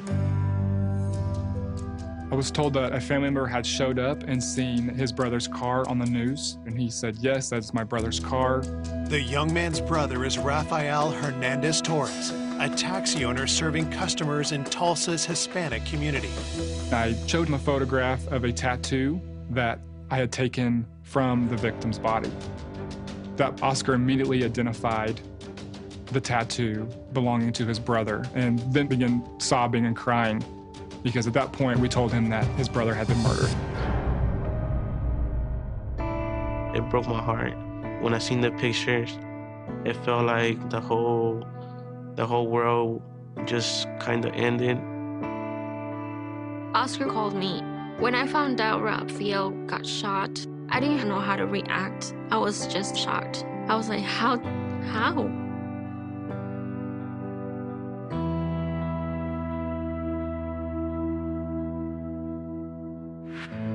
Rafael Hernandez Torres was born outside Mexico City on October 22nd, 1976. As a kid, he was a rebel. Growing up, he was always riding his bike from town to town. He loved to go and get to know people from other places, get to know other cities. He just loved to travel everywhere. When Rafael was 20 years old, his parents moved him and his siblings to the U.S. As one of the oldest sons, Rafael helped support the family. It was difficult to move to a different place that we didn't know, and we had to start from zero. Rafael was the big brother, and as soon as we got here, Rafael told us to get straight to school, learn the language, and just keep on going. Rafael was a hardworking guy. He always tried to do better and better and better. As a young man, Rafael's warm personality attracted others. He was so friendly with everyone, especially ladies. Rafael was enterprising too, turning his passion for travel into a career. Rafael started his taxi business with one car. From there, it kept on going and going. Rafael was known in Tulsa's Hispanic community as someone willing to help anyone in need. Rafael cared about everybody. If he saw you down, he'll try to help you. If he saw you homeless, he'll get you a room and get you a shower and help you out. He knew people who didn't have anything to eat, and he helped them out. Rafael had a great heart. what would lead anyone to take Raphael's life so violently on that riverbank? Everybody knew him. Everybody liked him. He did a service to his community, always gave back to his community. At this point, we're thinking, why would somebody kill him? At the crime scene, detectives ask Oscar and Juan what they know about Raphael's last hours before his body was discovered in the river. Raphael called me and told me that he was going to Texas, but the next day he didn't call me, which was strange because he was always calling me every time he went out of state. Police ask if Oscar and Juan know why anyone might want to kill their brother. We learned that Raphael was known to carry approximately $2,000 on him at all times. Whoever did this took his ID, took his wallet, took any money he may have had. So that led to the possible motive that Raphael had been killed for the money. Oscar gives the detectives one more useful piece of information. Oscar told us that some of Raphael's vehicles had been vandalized where Raphael ran his business. A lot of people was jealous of Raphael because he was really successful in the business that he was doing. Had the beloved taxi driver made a lethal enemy in his community? We had no leads, we had no suspects, had no idea who could have done this to him. This wasn't just a disagreement or something. It was a very violent act. I had a lot of questions about Raphael. Why? Who? Why would they kill him? What did he do? This is not a random killing. This is someone who targeted Raphael and wanted him to die. Coming up, detectives uncover a tangled web of romantic interests. Not only does he call her frequently and go by and see her, but I know he bought her flowers. She had an unusual relationship with her ex-husband. They both still slept in the same bed. So a scorned husband, that could fit right in with that. Now we're starting to think this could be a motive. And a surprising lead sends the case in a new direction. We were shocked when we found a second individual's fingerprint at the scene.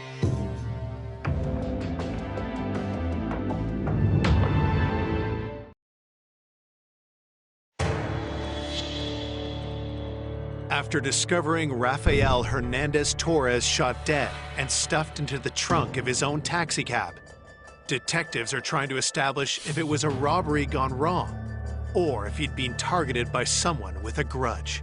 We were trying to see if we could locate who had vandalized Raphael's vehicles, see if there's anyone that had a motive or a reason to harm or murder Raphael. Detectives are also on the lookout for vehicles spotted near the bridge on the night of the murder. We established a tip line, and we got that number out to the news outlets. We received multiple tips from passerbys describing that they saw a truck on the side of the highway, a black SUV on the side of the highway, and then a silver car on the side of the highway. So we initially started looking for vehicles that could match that description in the hopes that we could run a name. Next, investigators head to the heart of Tulsa's Latino district, where Raphael based his business. The area of 21st and Garnett in Tulsa is a predominantly Latino community. Right at the heart of that is Santa Cecilia Plaza. There's grocery stores, there's hair salons, ice cream parlors, where the Hispanic community gathers with their families. The Plaza Santa Cecilia, it's a place to go if you're Hispanic most of the time. Something's always happening. Raphael parked his vehicles outside of the Mercandito and also right next to the ice cream shop. Raphael spent every day walking around talking to these people. Raphael gave rides to people that needed them. He helped translate, and he's just well known in his community as a person always giving back and helping. Very kind and loving person. Raphael always said that's what he loved to do. He loved, helping out people. Detectives canvass Raphael's friends at the plaza. They were shocked that he was murdered and killed. And they were heartbroken. Was there anyone who had a reason to want him dead? It was well known in that community that Raphael had money, that he carried money with him. We spoke with Roman, who was considered a maintenance man around the area. We spoke with Felipe, who owned a grocery store, as well as Adon, who ran the ice cream cart. But Don came into contact with Raphael multiple times in a week as he pushed that card up and down those businesses. We actually learned that people seemed to really like Raphael. No one really seemed to have a motive to want to harm him.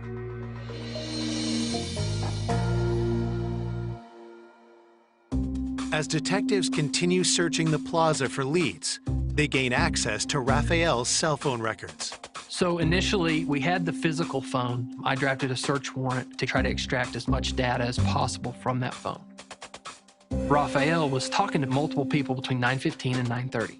So we know that he's alive at that point, or he wouldn't be answering his phone. And then after that time period, he doesn't answer any more phone calls. It's always important when someone has been murdered to find out who they talked to last.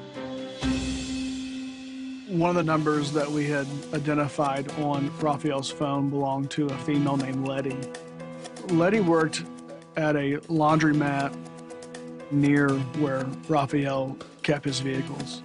We found out through Oscar that Raphael and Letty may have had some type of relationship. Raphael would frequent Letty's place of business at the laundromat and would go by to see her. Not only does he call her frequently and go by and see her, but I know he bought her flowers. He took little gifts up to her. He took her to Dallas one time for one of his fairs. They drove to Dallas and then drove right back. There's one more thing about Letty that gets the officers' attention. We also discovered that Letty was married. As officers dig into this new lead, Raphael's autopsy results come in. Raphael was shot 3 times in the front and 6 times in the back.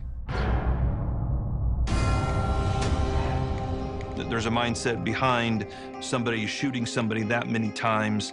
It tells you that this is a crime of passion. It's not just something that just happened. So a scorned husband, that could fit right in with that. Now we're starting to think this could be a motive. Had Letty's husband killed Raphael in a jealous rage? Detectives decide to get some answers from Letty. So we went to interview Letty, and Letty was not very forthcoming. We had talked to her about her relationship with Raphael. You know, what is that? What is that relationship? She told us that they were just friends. Letty did deny being in a relationship with Raphael. We learned after speaking with Letty that she had not been truthful to us. She did not provide a correct date of birth, did not provide her correct address. At the station, detectives search Letty's name in the police database. We later learned Letty's true address and her true date of birth. In doing so, we discovered that Letty had an outstanding warrant. So obviously, we're on high alert with her because she's trying to deceive us. Knowing that we've been lied to, we want to observe Letty's comings and goings, so we'd start conducting surveillance on Letty's home. As detectives stake out Letty's home, their attention is drawn to a vehicle. As we arrived, we saw a vehicle pull in that was almost an exact match to one of them mentioned in the tip line. He's driving a black truck with a silver stripe on the back of it. And that was a possible vehicle we were looking for.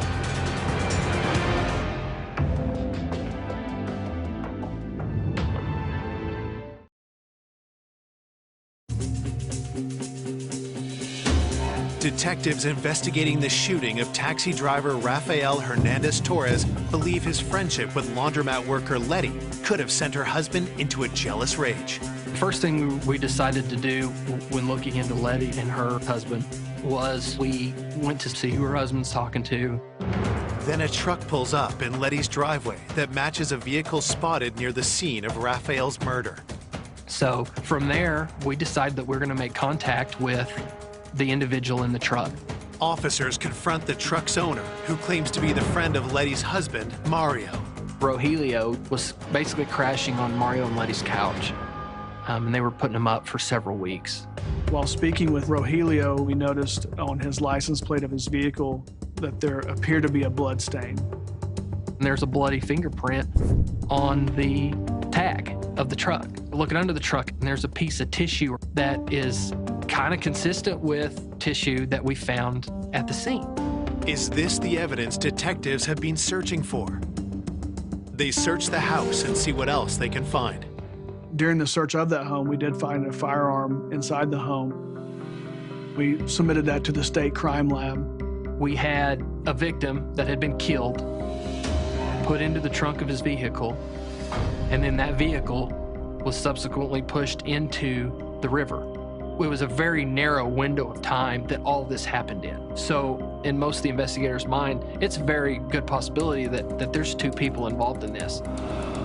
We got what we believe could be the possible vehicle. We have evidence that Letty's husband and this friend of his could be our suspects. And we're thinking this is the big crack to the case that we've been looking for. Police bring Mario and Rogelio in for questioning. They ask Mario about Rafael. Had the taxi driver's advances on Letty made him a target? Mario was familiar with that Rafael had bought his wife flowers and was known to stop by her place of business frequently, but he did not seem to be very upset by that. Mario insists that he was never jealous of Rafael because he and Letty are divorced. We had discovered that Letty had an unusual relationship with her ex-husband. They both still lived in the same house. They lived there with their children. They even slept in the same bed. She was kind of out seeing people. He didn't care. Mario also insists that he was at home asleep on the night of the murder. Rogelio gives the same alibi, insisting that he never left the house that night. Their alibis were not really solid. We were worried about them being co-conspirators, so at the time, we weren't putting just a whole lot of stock into that. Officers press Rogelio about the blood on his license plate. We talked to him about the blood on it, and he's got a good excuse for that. He cut his finger trying to put the tag on, and the bloody fingerprint is his blood. They were more than willing to provide their DNA and fingerprints to clear themselves. Despite officers' suspicion of Mario and Rogelio, the lab results tell a different story. We have DNA from the scene, and Rogelio and Mario don't possess that DNA. The firearm inside the home did not match bullets that we found in Rafael. And based on their phone numbers, they weren't at the scene. We found zero evidence linking them to the crime, and that whole theory really started to fall apart quick. We were going back to the drawing board and we were starting over again. We weren't sure on where to go from here other than talking to the community. It was very frustrating during this point. With each passing day, pressure to solve the case is only increasing. People were asking, do we have to be scared? Is there a murder out there killing us Hispanics? My whole family was worried because they didn't want me doing the taxing business because they didn't want me to be the same as my brother. At a crossroads in the investigation, police find a new way forward when they gain access to further cell phone records from the night of the murder. One of the last contacts that Rafael had was a fare that was supposed to be getting a ride to Texas later that night, and Rafael never showed up. But there's one other number that we know is also communicating with Rafael at around the time of his death. Rafael was scheduled to pick up an individual and told him that he was going to be late because he had another job. Rafael had told him that he was going to help a friend who had gotten into an accident, and he was going to go translate for him to the police. We know that phone conversation took place around 9:15, and we believe that around 9:35 that Rafael was murdered. Had Rafael been lured to his death by a call from someone he knew? As we start diving into the call detail records on that phone number, we're able to follow the tower information and the location of that phone to the scene of the crime. We were able to track Rafael's phone and the suspect phone, both going to the same area. However, Rafael's phone didn't leave, and the suspect phone went back to Tulsa. This was very important to us because we knew that this was the possible killer that enticed Rafael to where he ultimately was shot and killed. That's when we make the decision to focus everything on that number. When police try to identify the phone's owner, there's a problem. We get subscriber information for the phone number, and it comes back to a fictitious name. The number was on a prepaid phone. It wasn't attached to any particular person. That number was very important to us, especially after seeing the links that the individual went to hide their identity. We felt very strong that this number was going to belong to the killer. So investigators had to start looking at other ways of identifying who this phone belonged to. We started to get call detail records for that number. And they started contacting people that were in contact with the cell phone. We were able to pinpoint a phone number from someone that talked to the suspect phone several times close to the time of the killing. The phone number belongs to a man named Marco Lara. But once we got the name for Marco Lara, we started running a criminal history check, and we find the drug charges, some firearms charges, stuff that we were interested in when you're looking for a violent killer. We knew that Marco knew who possessed our bad guy's phone number because he had been calling it. Marco ran with some of the same people in that area that Raphael had contact with. And so we really felt like Marco was going to be a good spot to gain some information. We went to the area of the plaza. Marco lived one street over, and we staked out his house. We saw a truck pull into his driveway, and he gets out of the driver's seat, and he walks into the house. So we get out, and we start covering exits to make sure that he isn't leaving. But that's when things went south.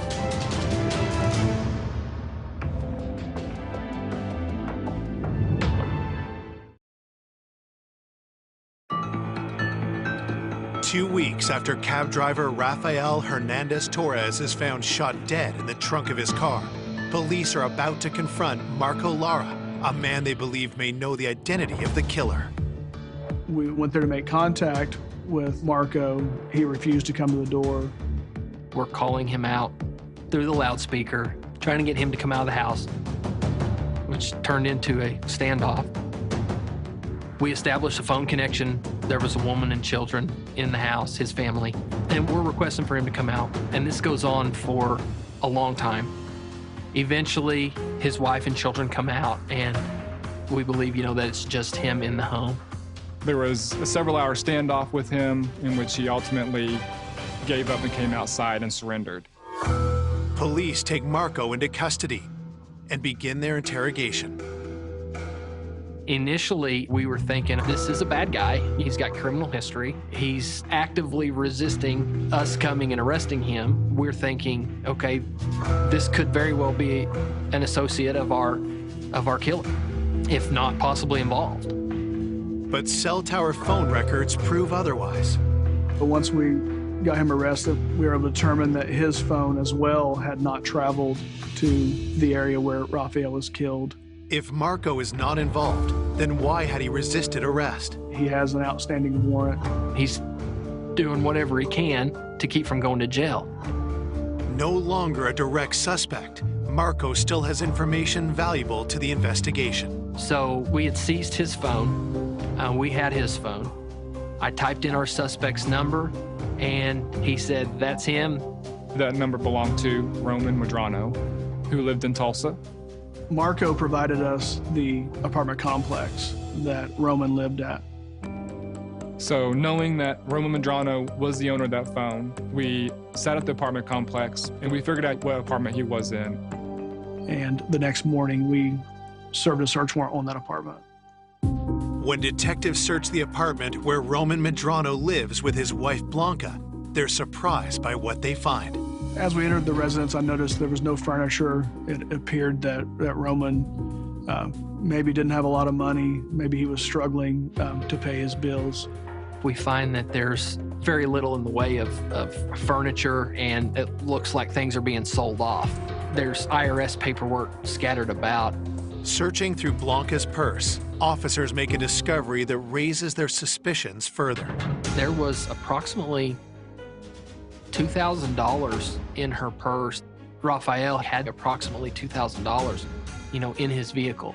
And now our suspect's wife has this large sum of money in her purse that is pretty close to the amount. We had the one suspect number that we had determined to belong to Roman Medrano. At that point, we felt we had enough to bring Roman and his wife in for questioning. At the police station, detectives first interview Roman's wife, Blanca. Blanca initially denied knowing who Raphael was. Blanca told us that she was not given a ride by Raphael, that Roman has nothing to do with this. Then how to explain the $2,000 in her purse? Roman doesn't have any money. He's worried about losing his roof over his head. It's well known in the community that Raphael carries lots of cash with him. So I don't think it was any secret that by killing Raphael that Roman could get a payday out of that. Blanca basically told us that Roman was with her the night of the homicide, that he's always home. In another interview room, detectives question Roman. Roman told us that he did not know Raphael, that he didn't know that his wife knew Raphael, that he had never been to the area where the homicide occurred. Roman denied every aspect of any knowledge of the case whatsoever. Roman just heard of Raphael's taxi service and that he was, doing work in the Hispanic community. But detectives have information that suggests a closer connection. Shortly after the first interview with Marco, he reached out to us and gave us more information about Roman. Marco told us that he had overheard Roman and another individual talking about how Raphael had given Roman's wife, Blanca, a ride in this taxi cab to the Tulsa County Jail. Pressed further, Roman admits to knowing more about Raphael than he first let on. Raphael had a successful business and tended to like the ladies a little bit. Roman did not like the fact that she was taking rides with Raphael. He still wasn't willing to tell us that he was, at the scene of the crime. Confronted with Roman's admission that she'd taken rides with Raphael, Blanca's story begins to change. Now she knows Raphael. She's telling us that they had talked, they knew of each other. Blanca began to tell us that during one of her rides with Raphael, that he came on to her and that she believed that it was inappropriate and told Roman about it. We had learned that Raphael had made comments to Blanca as trying to hit on her, and that this was very upsetting to Roman. Blanca described Roman as a very jealous man. Had something happened between Raphael and Blanca that triggered Roman to seek revenge? Based on how many times they were shot, there was a personal element to this. We believe that Raphael's conduct towards Roman's wife could have been a motive to kill him. At this point in the investigation, we definitely feel like we have our guy.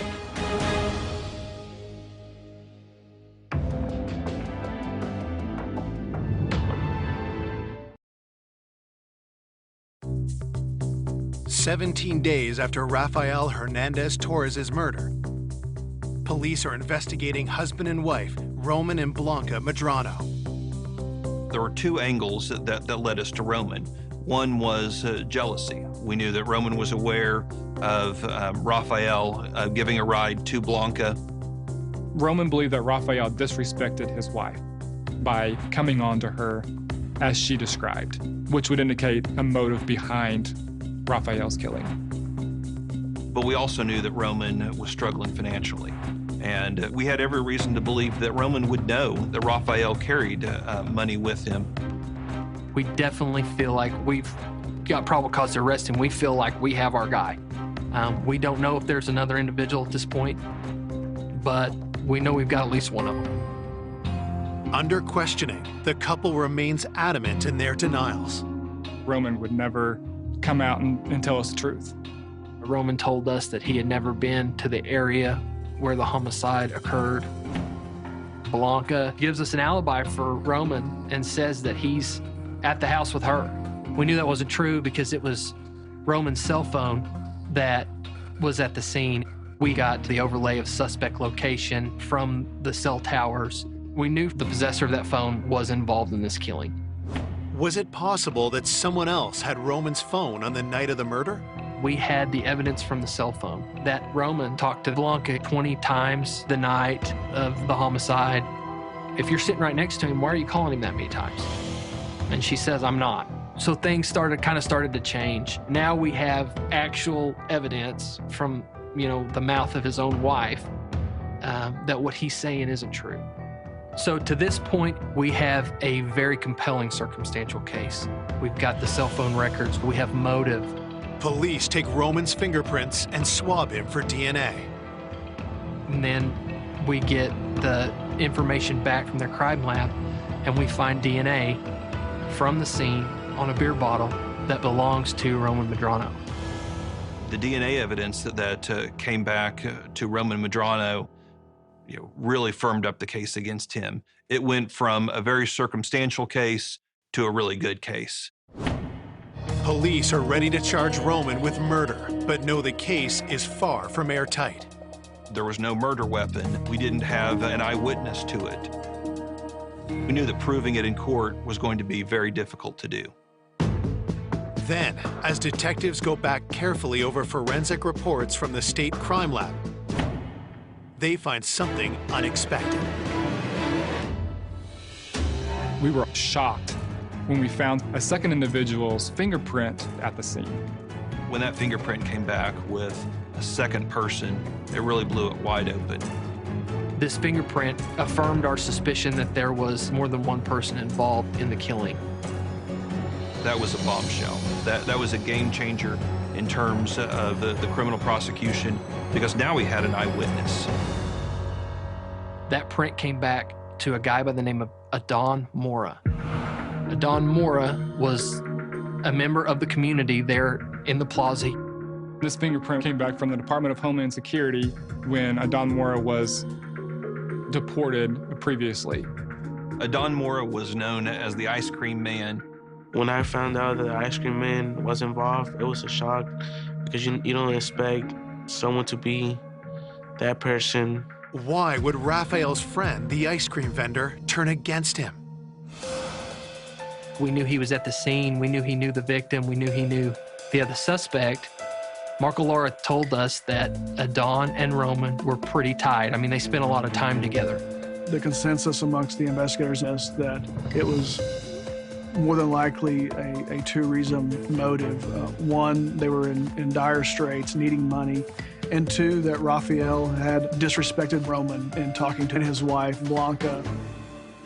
At that point, we issued a warrant for Adon Mora.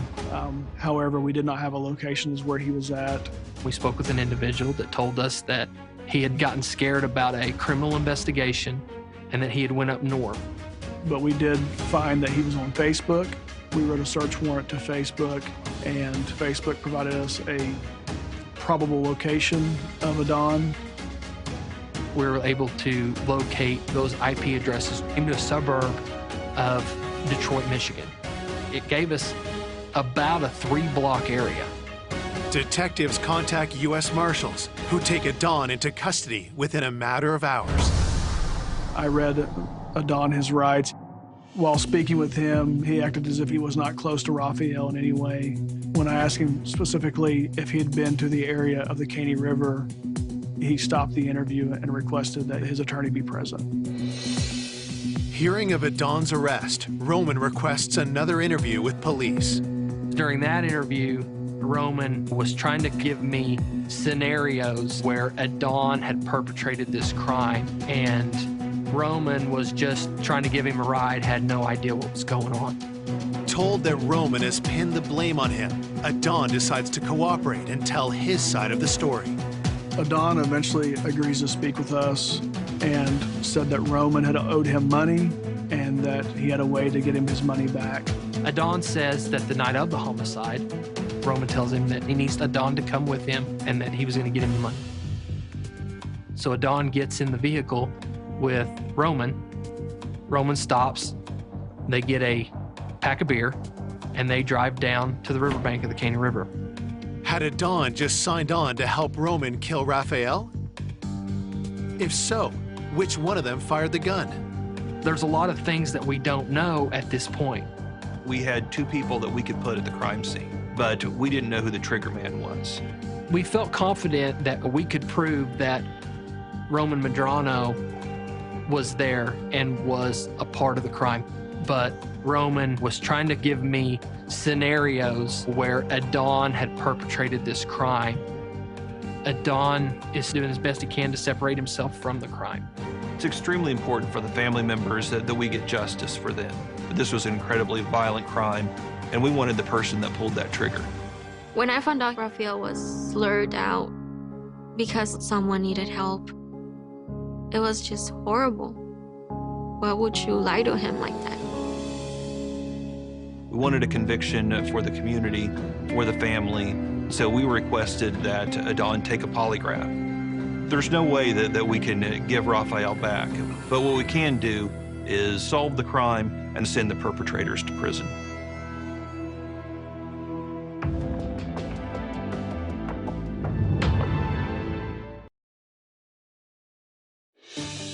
Police now have 2 suspects in custody for the shooting of Rafael Hernandez Torres, Roman Medrano, and Adon Mora Ramos. Ultimately, to come back to these 2 people was something that we never saw coming. Adon's unexpected involvement in the murder gives police a valuable way to secure a conviction. To ensure he's telling the truth, police have Adon submit to a polygraph test. During the interview with Adon, he explained to us that Roman wanted him to be at a certain location to help him with a job of some sort. They went out to the area where the homicide had occurred, and they were there drinking some beer and just hanging out. Adon doesn't really know what's going on. He's asking Roman, what are we doing? How are we going to get this money? Well, Roman keeps walking off, and he's on the phone. He makes a phone call where Adon can't hear him. After a period of time, Adon sees Raphael's silver car pulling down where they're at. Raphael believed that he was going to help a friend who had gotten into an accident. It was Roman's cell phone that made the call to lure Raphael out to the rural secluded area. According to Adon, Raphael drank a few beers with them, and then Roman asked for his help jump-starting his car. Roman directed Raphael's vehicle to pull down and give him a jump. Roman tells Adon to take the jumper cables and hook them up to the cars. Adon tells investigators that what happened next took him by surprise. Adon is trying to hook up the cables under the hood of the car, and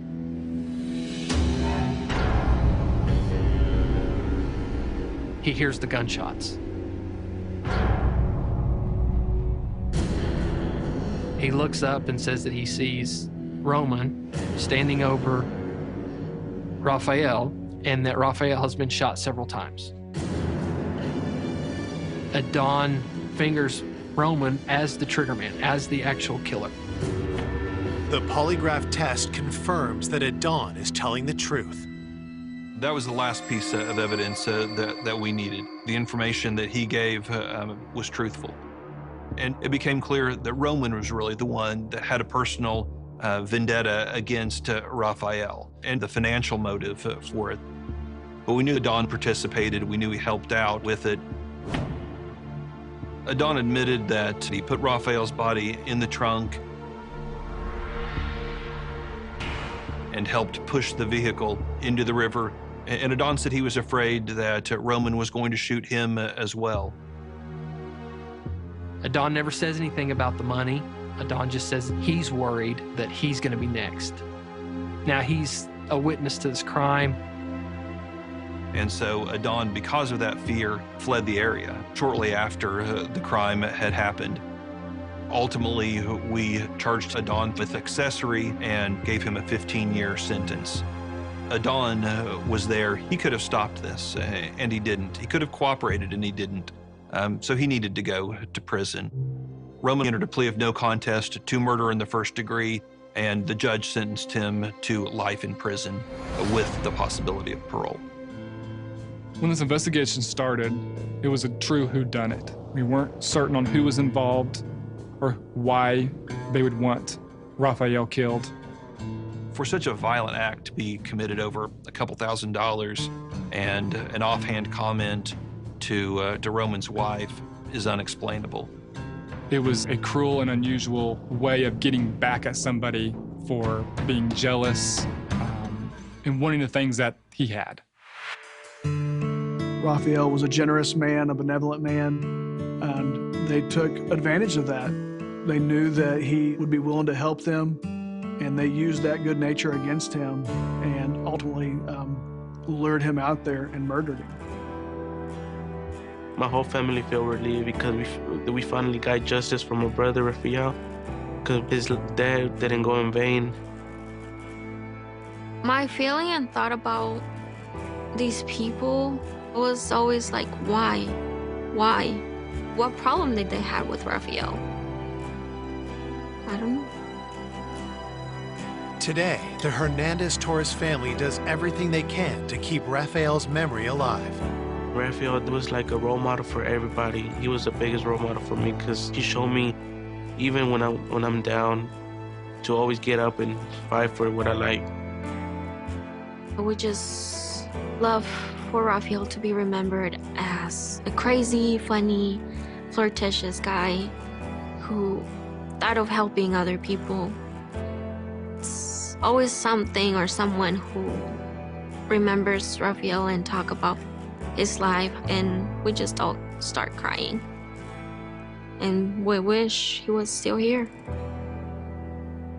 But he's still with us.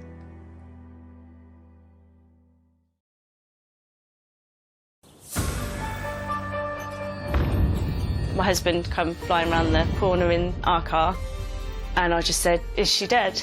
And he said, "Yeah." This is a grandmother who's been shot in the car park of the block of flats where she lives. If you were to put a list of places where somebody could be shot in the head, Earls Barton wouldn't register. We were catapulted into a world that we had no idea on. We weren't from any kind of criminal background. Who's done this? What's their motive for doing this? Is there any other risk to the wider public? Contact made. He knew what was going to happen, he helped what was going to happen, and he helped cover up what had happened. This case was about a carefully planned, cold-blooded murder. It was also about a brutal betrayal between old friends. In the heart of Northamptonshire, on the banks of the River Nene, lies the ancient and thriving village of Earls Barton. Earls Barton is an incredibly busy village, a lively village, full of people, generations, family. Nice village. It's been a nice village for years, and it's always been a community village, so everyone gets involved with everything, and most people know most people. It's kind of tucked away from nowhere. You'd never find it unless you stumbled across it, but it's a real gem, I think, of the county. So you've got your doctors, your chemists, the schools, the butchers, the bakers, pretty much the candlestick makers. I can honestly say Earls Barton is the best place I've ever lived and worked in. It's a place where people genuinely love each other, they genuinely care about each other. It's a place where community comes very naturally to the people here. And it's this close-knit, safe community that attracted Marion Price and her family to set up home. My mum was originally from Liverpool. She moved down with one of her other sisters and ended up meeting my dad, falling in love and getting married. With 2 children to care for, Marion juggled home life with work as a bursar at a local nursery school. My mum was always cleaning when we were younger. That's all I ever remember. She'd got the Motown on or just any kind of music, and she'd be cleaning and washing the windows every Saturday. Just always singing and dancing and just happy, really, yeah. Yeah, she's one of those people. She loved working with the children. She loved the colleagues she worked with. She was always looking to make people smile, looking to make people happy.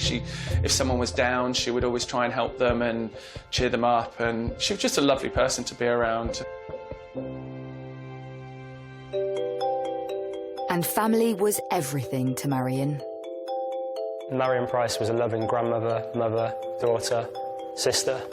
She was a family woman, she was bubbly, she had a big family support around her. We were always getting together, barbecues, Christmases, Easter. You know, it was a very big family. When their children were older, Marion and her husband separated, but remained the closest of friends. I was about 21 when Mum and Dad divorced. You know, they were separated on good terms. in their divorce settlement. Basically, my mum kept the house and my dad kept the land on the side, and he eventually built the house and ended up living next door to my mum for quite a while. So yeah, it was very amicable between my mum and my dad. Despite having her family around her, as the years passed, Marion felt something was missing. So when my mum and dad parted ways, she was a bit of a lost soul for a while, and you know, she was sort of missing that family setup. She was looking to spend her days with somebody, go on holiday with somebody, you know, sort of grow old with somebody that she could have fun with, which I think, you know, that's all anybody wants, isn't it? Like to either be looked after or just have a companion. I mean, she's got her friends and obviously us, but you go home on your own at the end of the day, don't you? So I suggested online dating. You know, she went on a few dates and then she met Michael Reader. To everyone's surprise, Marion's relationship with Michael moved fast. It was a bit of a whirlwind romance. They were very quickly engaged and very quickly married. And she was just like, no, I'm certain. She was, you know, he makes me laugh, he's funny, and she was happy. After a few years married, the relationship ran its course and the couple separated. And by December 2019, Marion was excitedly making plans to spend Christmas with son Gary. So I was speaking to my mum a lot on the phone, and she was just really excited to come down for Christmas and see our brand new house, really. But 10 days before Christmas, life for everyone was to change forever. Got a phone call off my friend who lives in the same block of flats as my mum. She said, you know, that your mum's car windows are smashed in. And then she'd gone back outside to look into the car and then saw my mum. She said, your mum's unconscious, I think you need to get round here. I was at home, off work, and my partner was working, but he came home about 4 o'clock, and so we were just having a couple of drinks, celebrating a few days off together, and I think it was about 8 o'clock, I got a phone call from my sister, and she was crying, and my face immediately dropped, and I was like, what's wrong? And she told me that Mum's been attacked. Tony's husband, Scott, immediately dashed to the scene to check on Marion. My husband come flying around the corner in our car, and then he said, get in the car. He started driving to the hospital, and I just said, is she dead? And he said, yeah.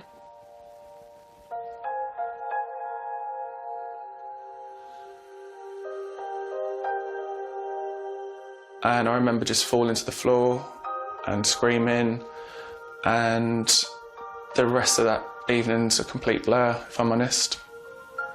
It was just, you know, you go from complete elation, having a good Sunday evening, to your whole world just crumbling.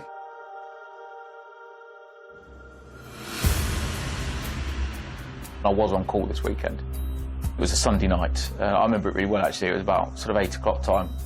The first call was just, right, we've got a lady in a car in a quiet little village outside a block of flats. Windows have all been put in, and we think she's got a significant head injury. So I got in the car and I drove to the scene immediately, really. I knew it was one that I'd have to go to. On arrival in Earls Barton, the true horror of the scene before him unfolded. Driving to the States, Christmas lights up everywhere. The victim's car, Marion's car, with the window smashed.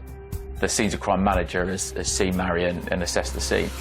He said to me, look, this looks like a firearms discharge.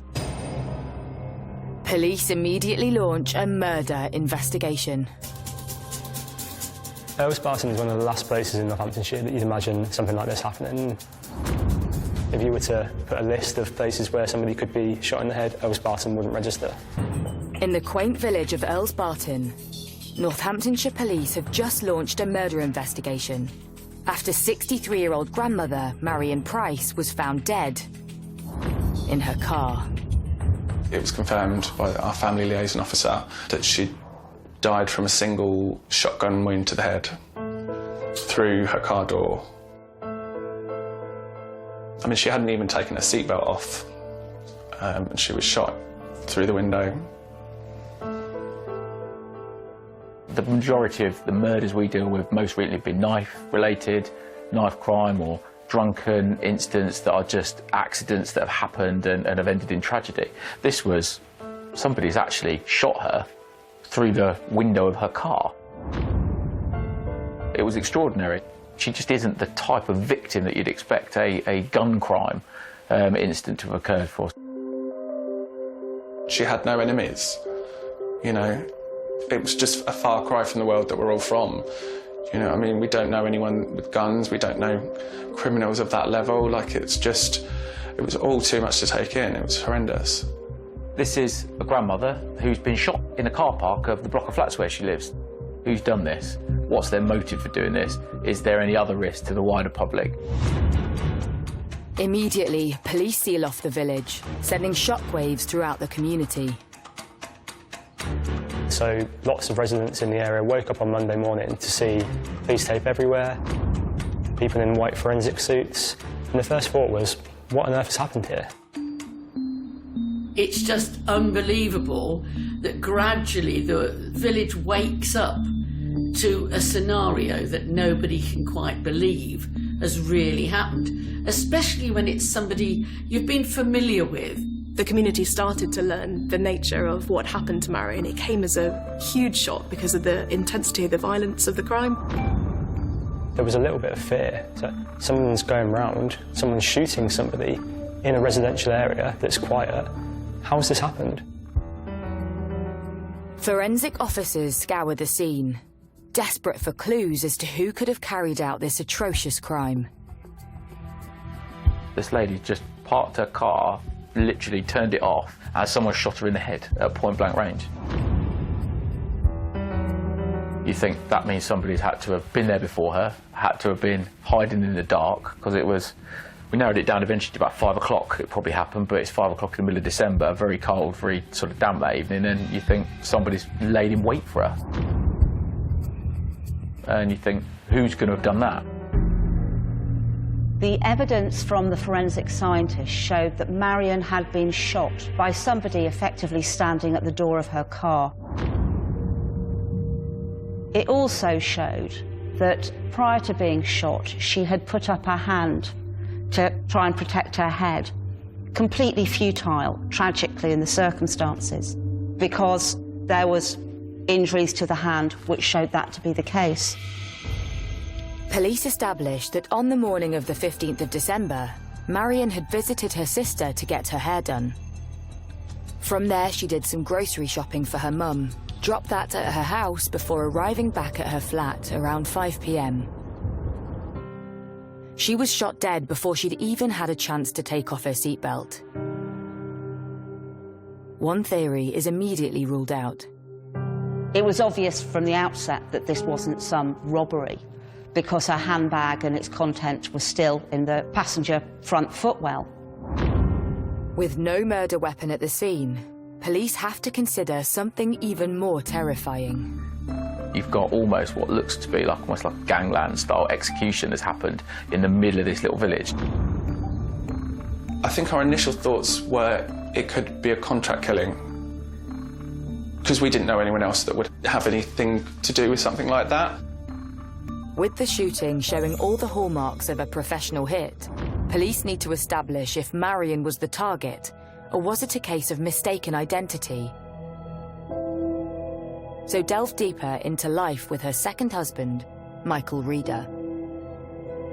Can't really pinpoint the time that she started to change, but it was definitely not long after they got married. I would say probably within the year, she started to look tired. She wasn't putting makeup on. It seemed like he was charming all the right people. He was doing lovely things for her, for my sister's kids. He was going golfing with my brother-in-law. He was nice and pleasant to the people he needed to be at the time.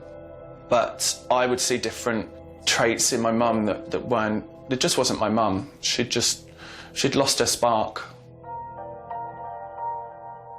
I could see she wasn't happy, but I think she didn't want to be seen as a failure. Like, you know, I've married him really quick, people didn't approve, you know, they're going to say I told you so. So she tried to stick it out. In 2017, Marion and Michael split up. When my mum left him, she called me straight away and just said, I've left Mike. And it was like this weight was just lifted off my shoulder. She was like, this is the next chapter of my life now. Like, I'm going to enjoy it. We're going to do this. We're going to do that. And yeah, she was just really excited about what was to come. And in November 2019, the couple decided to make their separation official. They were divorced, and just a month before that Marion was shot, he'd been ordered to pay her £10,000 at a court hearing. After the court, the next few days, he was due to pay that £10,000 into my mum's bank on the 16th of December. But the day before the money was due to be paid, Marion's life was cruelly taken from her. Something police believe is no coincidence. I suspected instantly that the person who has had to pay her money in an acrimonious divorce battle has a motive. And he's a very good suspect. So I'd sent some uniformed resources. They were firearms officers that went round to arrest him. Hold this door. Yeah. Contact made at the front with Mr. Reader. Yeah, he's just putting his dog indoors. You're all right. Right, let's come in, Mr. Reader. Pop your lolly down somewhere for my friend. I need to have a chat with you. He opened the door, still holding an ice cream in his hand, when the officers said that his ex-wife had been found dead. At this moment in time, I'm arresting you on suspicion of murder of your ex-partner. You do not have to say anything. Name your defence. You do not mention when questioned something related to court, and you do say it may be given evidence. Your arrest is necessary for a prompt investigation to that offence and to secure evidence. Do you understand that? Just put your hands on that for me. You want your own in the house? You are. When we've heard that he'd been arrested, we all were relieved. It was a big, huge sigh of relief that he'd been arrested. Just waiting for another car to come, and you're going to be taken to Criminal Justice Centre. All right? Where you'll be spoken to further about this incident. All right. What's going on? What's happened? You're under caution, sir. I'll just remind you, you do not have to say anything. Name your defence. You do not mention when questioned something that's related in court, and you do say maybe evidence. All right. Have a seat. When did this happen? Early this evening, sir. Have a seat. Your ex-partner is Marion Price. Yeah. You know, who else would have wanted to hurt my mum? Nobody. Absolutely nobody. Michael Reader is taken in for questioning, but having found no murder weapon at the scene or at Michael's home, the police have little to link him to the crime scene and need to establish if he pulled the trigger or ordered the hit on Marion. Very pressured environment, because we've got an initial 24 hours, then we can ask a superintendent internally for another 12. We didn't have any sort of fingerprints or anything like that on the car at the time that we could tie him to. We didn't get anything back from our fast-track submissions to the forensic lab, so we couldn't forensically initially put him there at the crime scene. We just were left with, he's done this. He's got to have done this. But police have no concrete evidence tying Reader to the murder. Time is running out to keep him in custody, and police searching his home have found nothing of interest. Couldn't find a mobile phone for him, which is unusual. I know he was sort of late 60s at the time, but everyone has a mobile phone. They looked at his bank accounts, and his bank account revealed a direct debit to a mobile phone company. The police don't need the handset in order to get the information they need from a mobile phone. They need the data from that phone, and that can be obtained through the phone company. Information from Michael Reader's mobile phone data soon turned the investigation on its head. So we get this call data. It's got a monthly contract phone. This is the number of it, and these are all the people he's called. And his top contact is somebody called Stephen Welch. And he's in contact with this guy all the time. Literally, it's 90% of his calls are backwards and forwards Stephen Welch. So you're thinking, right, Stephen Welch is somebody who's of definite interest to us. So who is Stephen Welch? And what is his link to Michael Reader? And what does he know about the brutal killing of Marion? Michael Reader's best friend was a man named Stephen Welch. They'd known each other for decades. They played snooker 7 days a week. They even went round and had sort of family parties together. They were almost like brothers. Reader and Welsh went back years. I recall that, as far as Stephen was concerned, they'd met when they were probably in their 20s. So they'd known each other for about 40 years. And they'd met in the local motor trade. It was almost as if he was attracted to Reader like a moth to a flame. He looked on Reader really as an older brother. Reader was about 10 years older. Reader had the nice house, the E-type Jag, the snooker table. Stephen didn't really have anybody. So I sent some cops down a couple of days in to go and speak to Stephen Welch. Find out, is he a suspect, is he a witness, what do you know about Michael Reader, what do you know about where he was? After persistent knocking, his flatmate answered. And his flatmate sort of like, oh no, I dropped him off at the airport. Welch's flatmate reveals he flew to Alicante just hours after Marion was shot dead. Immediately, police get a warrant to search his address. And finally, there's a breakthrough. We found a phone that turned out to be Michael Reader's phone on his bedside cabinet. And we found a tracking device inside the glove box of his car. They could then establish in the course of their investigation that the tracking device, which has a SIM card, just like a mobile phone, had been placed on Marion's car. He had been tracking his ex-wife the course of the past year. In Northampton, officers investigating the shooting of grandmother Marion Price have arrested 70-year-old Michael Reader on suspicion of murder. I'm arresting you on suspicion of murder. What? In the house. What? You are. But now they have another man in their sights, his friend Stephen Welch, who appears to have fled to Spain on the night of the murder. So he's raised to suspect status because I think that this is somebody that's helped Michael Reader do this because of the calls backwards and forwards and calls on the day of the offence, the days leading up to offence. They're in constant contact. So I've thought, right, Michael Reader has done this. He needed some help. This is the man that's helped him. When we found out there was a second suspect, it just opened up so many other questions as to why that person would want to be involved. Why has he been drawn into this horrendous plan? But while searching 61-year-old Welch's home, not only have police found Reader's mobile phone, they've discovered a tracking device, which very quickly reveals some startling information. What we started to understand is that Michael Reader's phone was in contact with a tracking device for a period of about a year. Marion's car and the tracking device are in the same places at the same time. So we know the tracking device has been in the vicinity of Earls Barn, where she lives.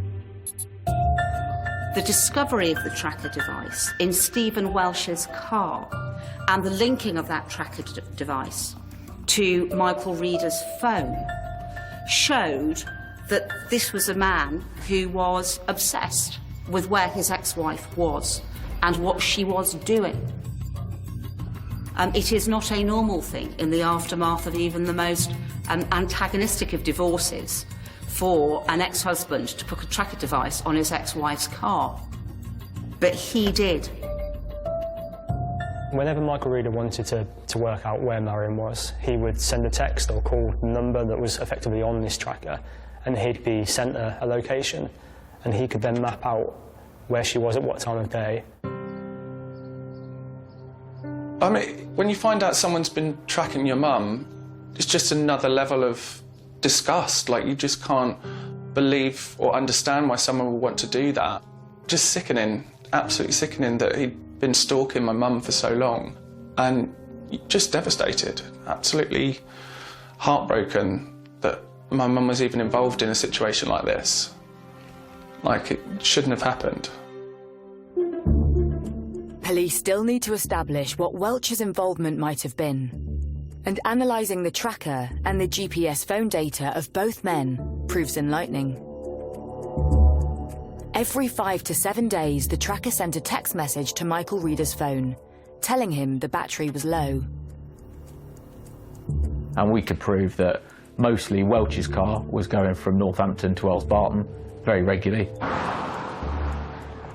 There was a perfectly sensible inference to be drawn that these various trips between Northampton and Earls Barton were for the sole purpose of charging the tracker.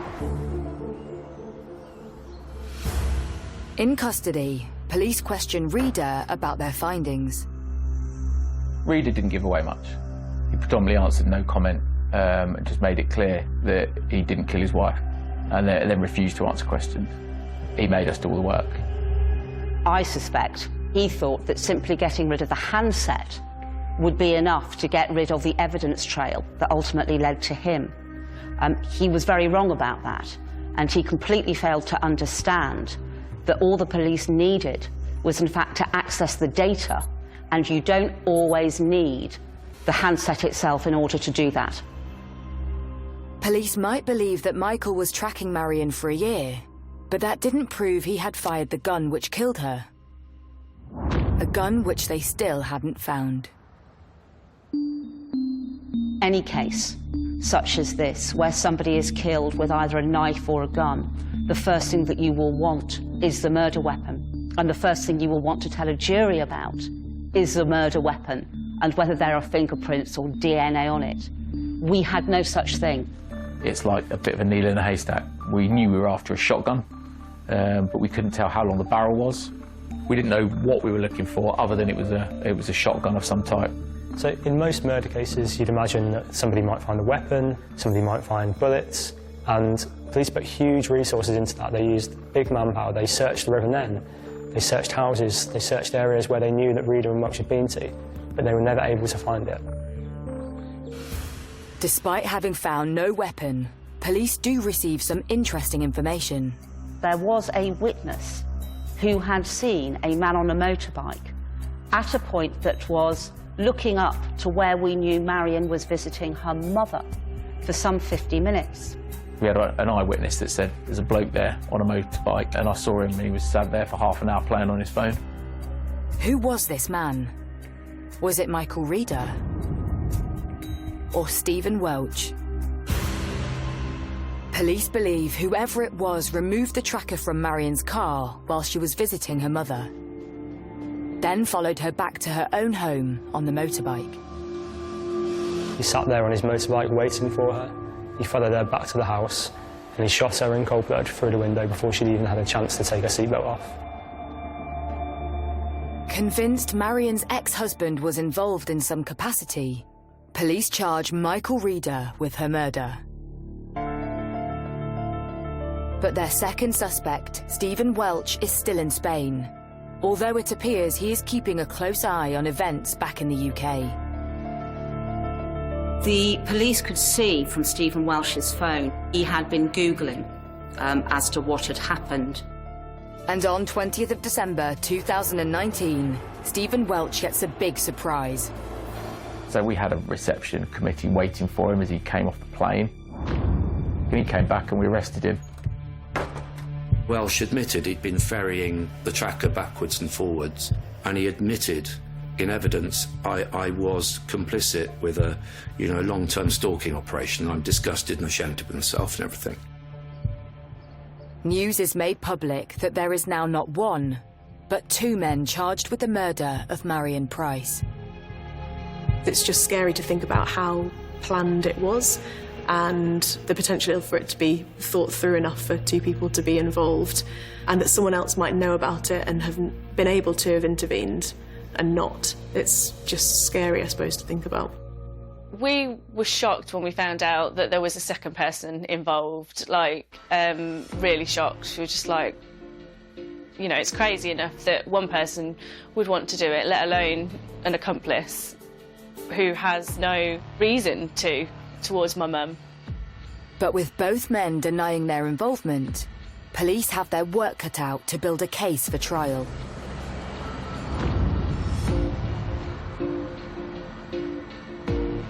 Seeing Rita in court for the first time, I remember my heart racing, just pounding. I just felt sick when he walked in the room, but I just didn't want to show any emotion at all. As the trial begins at Northampton Crown Court, the prosecution needs to lay out its case as to who pulled the trigger. And it very quickly becomes clear that one man has an ace up his sleeve.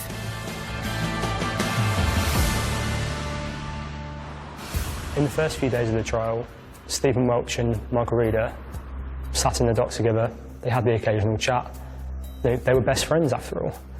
But it soon became apparent that actually it started to dawn on Stephen Welch that Michael Reader had really landed him in it big time. Within a few days of the trial starting, an extra dock officer was placed between them in the dock.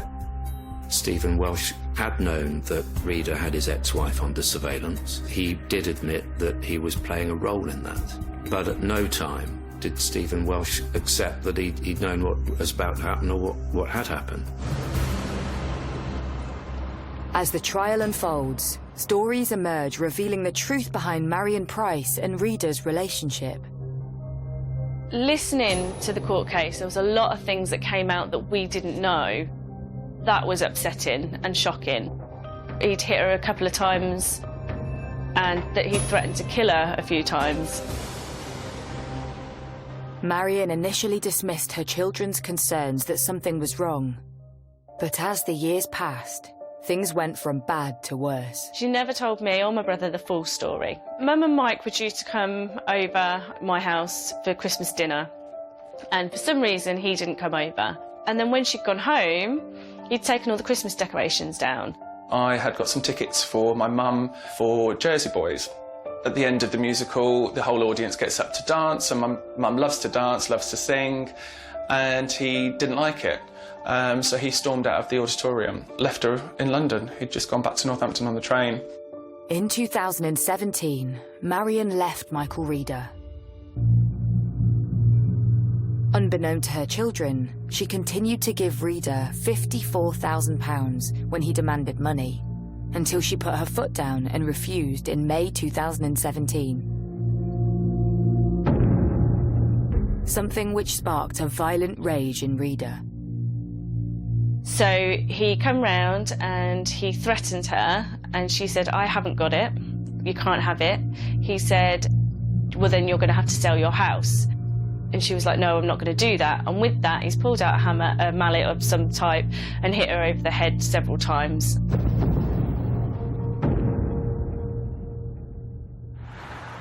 Marion was taken to hospital, where she had stitches for a head wound and treatment for a broken finger. Reader was arrested and charged with grievous bodily harm. It went to court, went to trial, and apparently, you know, the jury come to the conclusion that he hadn't done it. They went with him instead of my mum. And I feel like she was failed then.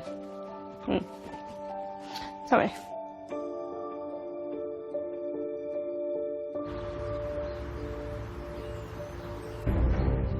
He managed to convince a jury on the first occasion that went in front of a court that it was an accident, that he'd tried to push her away and she banged her head on a doorpost, and that's how she broke her head and fingers. He'd managed to convince people that he hadn't done something, and he got away with it. But having been cleared of attacking Marion in the past, he now stands accused of her murder. Reader, on day one in court, day one of him giving evidence, he walked in and he thought he'd charmed the jury into believing his side of the story, that somebody else did it, it was nothing to do with him. He was so confident that he could get away with it that he thought he'd planned the perfect murder. Having convinced a jury of his innocence once before, could Michael Reader once again walk away an innocent man? At Northampton Crown Court, Michael Reeder and his best friend Stephen Welch are standing trial for the murder of Reeder's ex-wife, Marion Price. We never found the motorbike. We never found the firearm. They planned this really well. From the outset, my concern was that Reeder had not only planned to kill his wife, and he planned to get away with it, but he'd planned a fall guy by using Stephen Welsh as that fall guy. The court hears how in November 2018, Michael Reeder bought a tracking device and burner phone in order to start keeping tabs on Marion, something which the prosecution believe turned into a bigger plan. What started off as stalking her to understand who she was with and where she was and whether she had a boyfriend and what she was doing with her money to help him with his divorce turned into the ideal method of tracking her so that he could kill her eventually. And after being ordered to pay Marion £10,000 in a divorce settlement, Reeder snapped. When she came in and told me about it, and she was, you know, upbeat, she was pleased that it had all gone through and it was done. But there was just a niggle, there was just something that made me think that it wasn't all over. Reeder was full of hate. He couldn't get his head around why Marion would leave him. He couldn't live with the fact that she'd left him, walked away, carried on with her life, had a family that loved her. He wanted to take that away from her. It was just jealousy, it was coercive control, and it was just him trying to have the final say on what happened with her life. The court hears how on 15th of December 2019, Marion visited her sister to get her hair done before going shopping. She then drove her silver Corsa back to Earls Barton to her mother's house, where she unloaded shopping between 4:15 p.m. and 4:30 p.m. It is here the prosecution claims the tracker was removed from her car. Marion was followed home and shot dead through her window, before she'd even taken off her seatbelt. But who actually pulled the trigger? Reeder's defence was he had nothing to do with the murder. He accepted he was sort of directing what he referred to as a surveillance operation on his ex-wife, using Stephen to do that. What he didn't accept was ever travelling to Earls Barton himself. And his insinuation was that whilst they both knew there was a surveillance operation going on, it would have been Stephen Welsh that took it one step further, outside Reeder's knowledge. But the prosecution argues differently. We believed, knowing all that we did, that Michael Reeder would have wanted his ex-wife to see that it was him who was about to shoot her. And they present the evidence they believe proves it.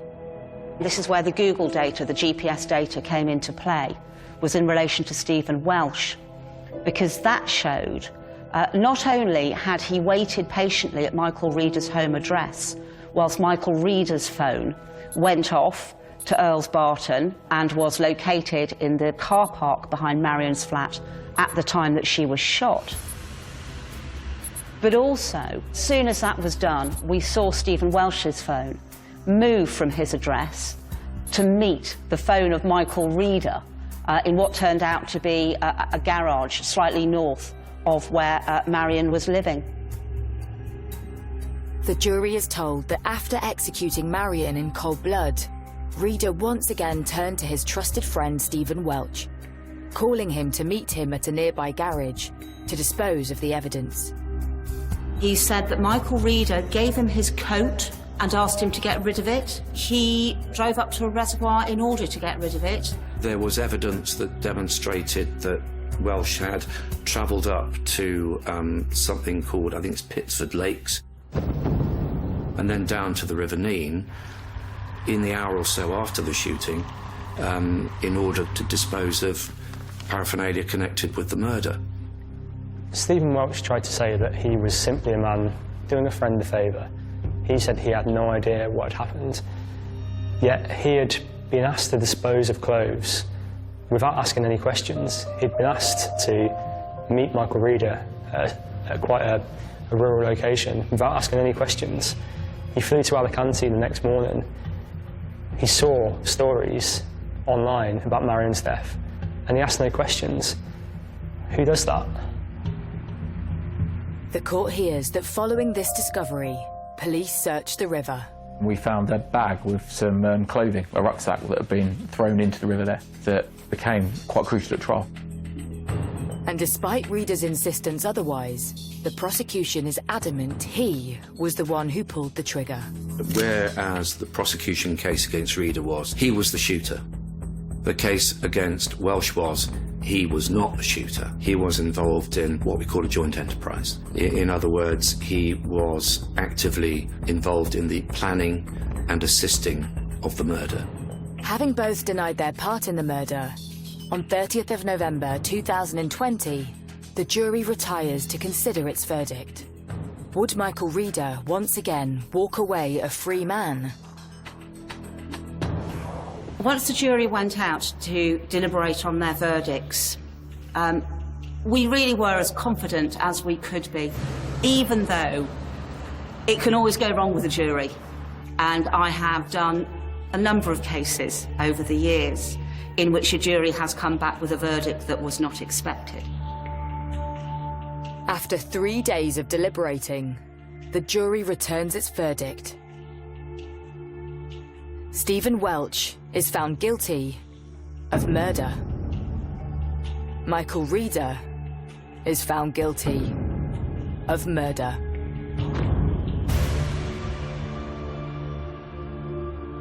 So we sat there in the court and they said guilty, and I just looked down and just started crying. Relief, you know, we've got justice for my mum. You don't feel like there's anything to celebrate when the verdict comes in. It's very sad all round. You know, we've lost our mum. Their families have lost someone in their family to prison, and it's just there's just no one wins in that situation. No one comes out any the better. On 21st of December 2020, just over a year after the brutal murder, Michael Reeder is sentenced to life, with a minimum term of 31 years. Stephen Welch is jailed for a minimum of 27 years. We were pleased with the sentencing, and the judge's sentencing remarks were great. She knew what they'd done. She sentenced them accordingly. It sends a message that this behaviour, that in this county you're not going to get away with that sort of thing. I'm sure that will be something the family will take heart in. Not from a vindictive point of view, from a point of view that he won't do anyone else any harm. I think that Michael Reeder was motivated by loss of control. He lost control of Marion. She had the audacity to leave him. Despite the sentences, the pain of losing their mum is something Marion's family will live with forever. The way I feel now is a bit empty, lost, but, you know, we're getting there. Living life for her.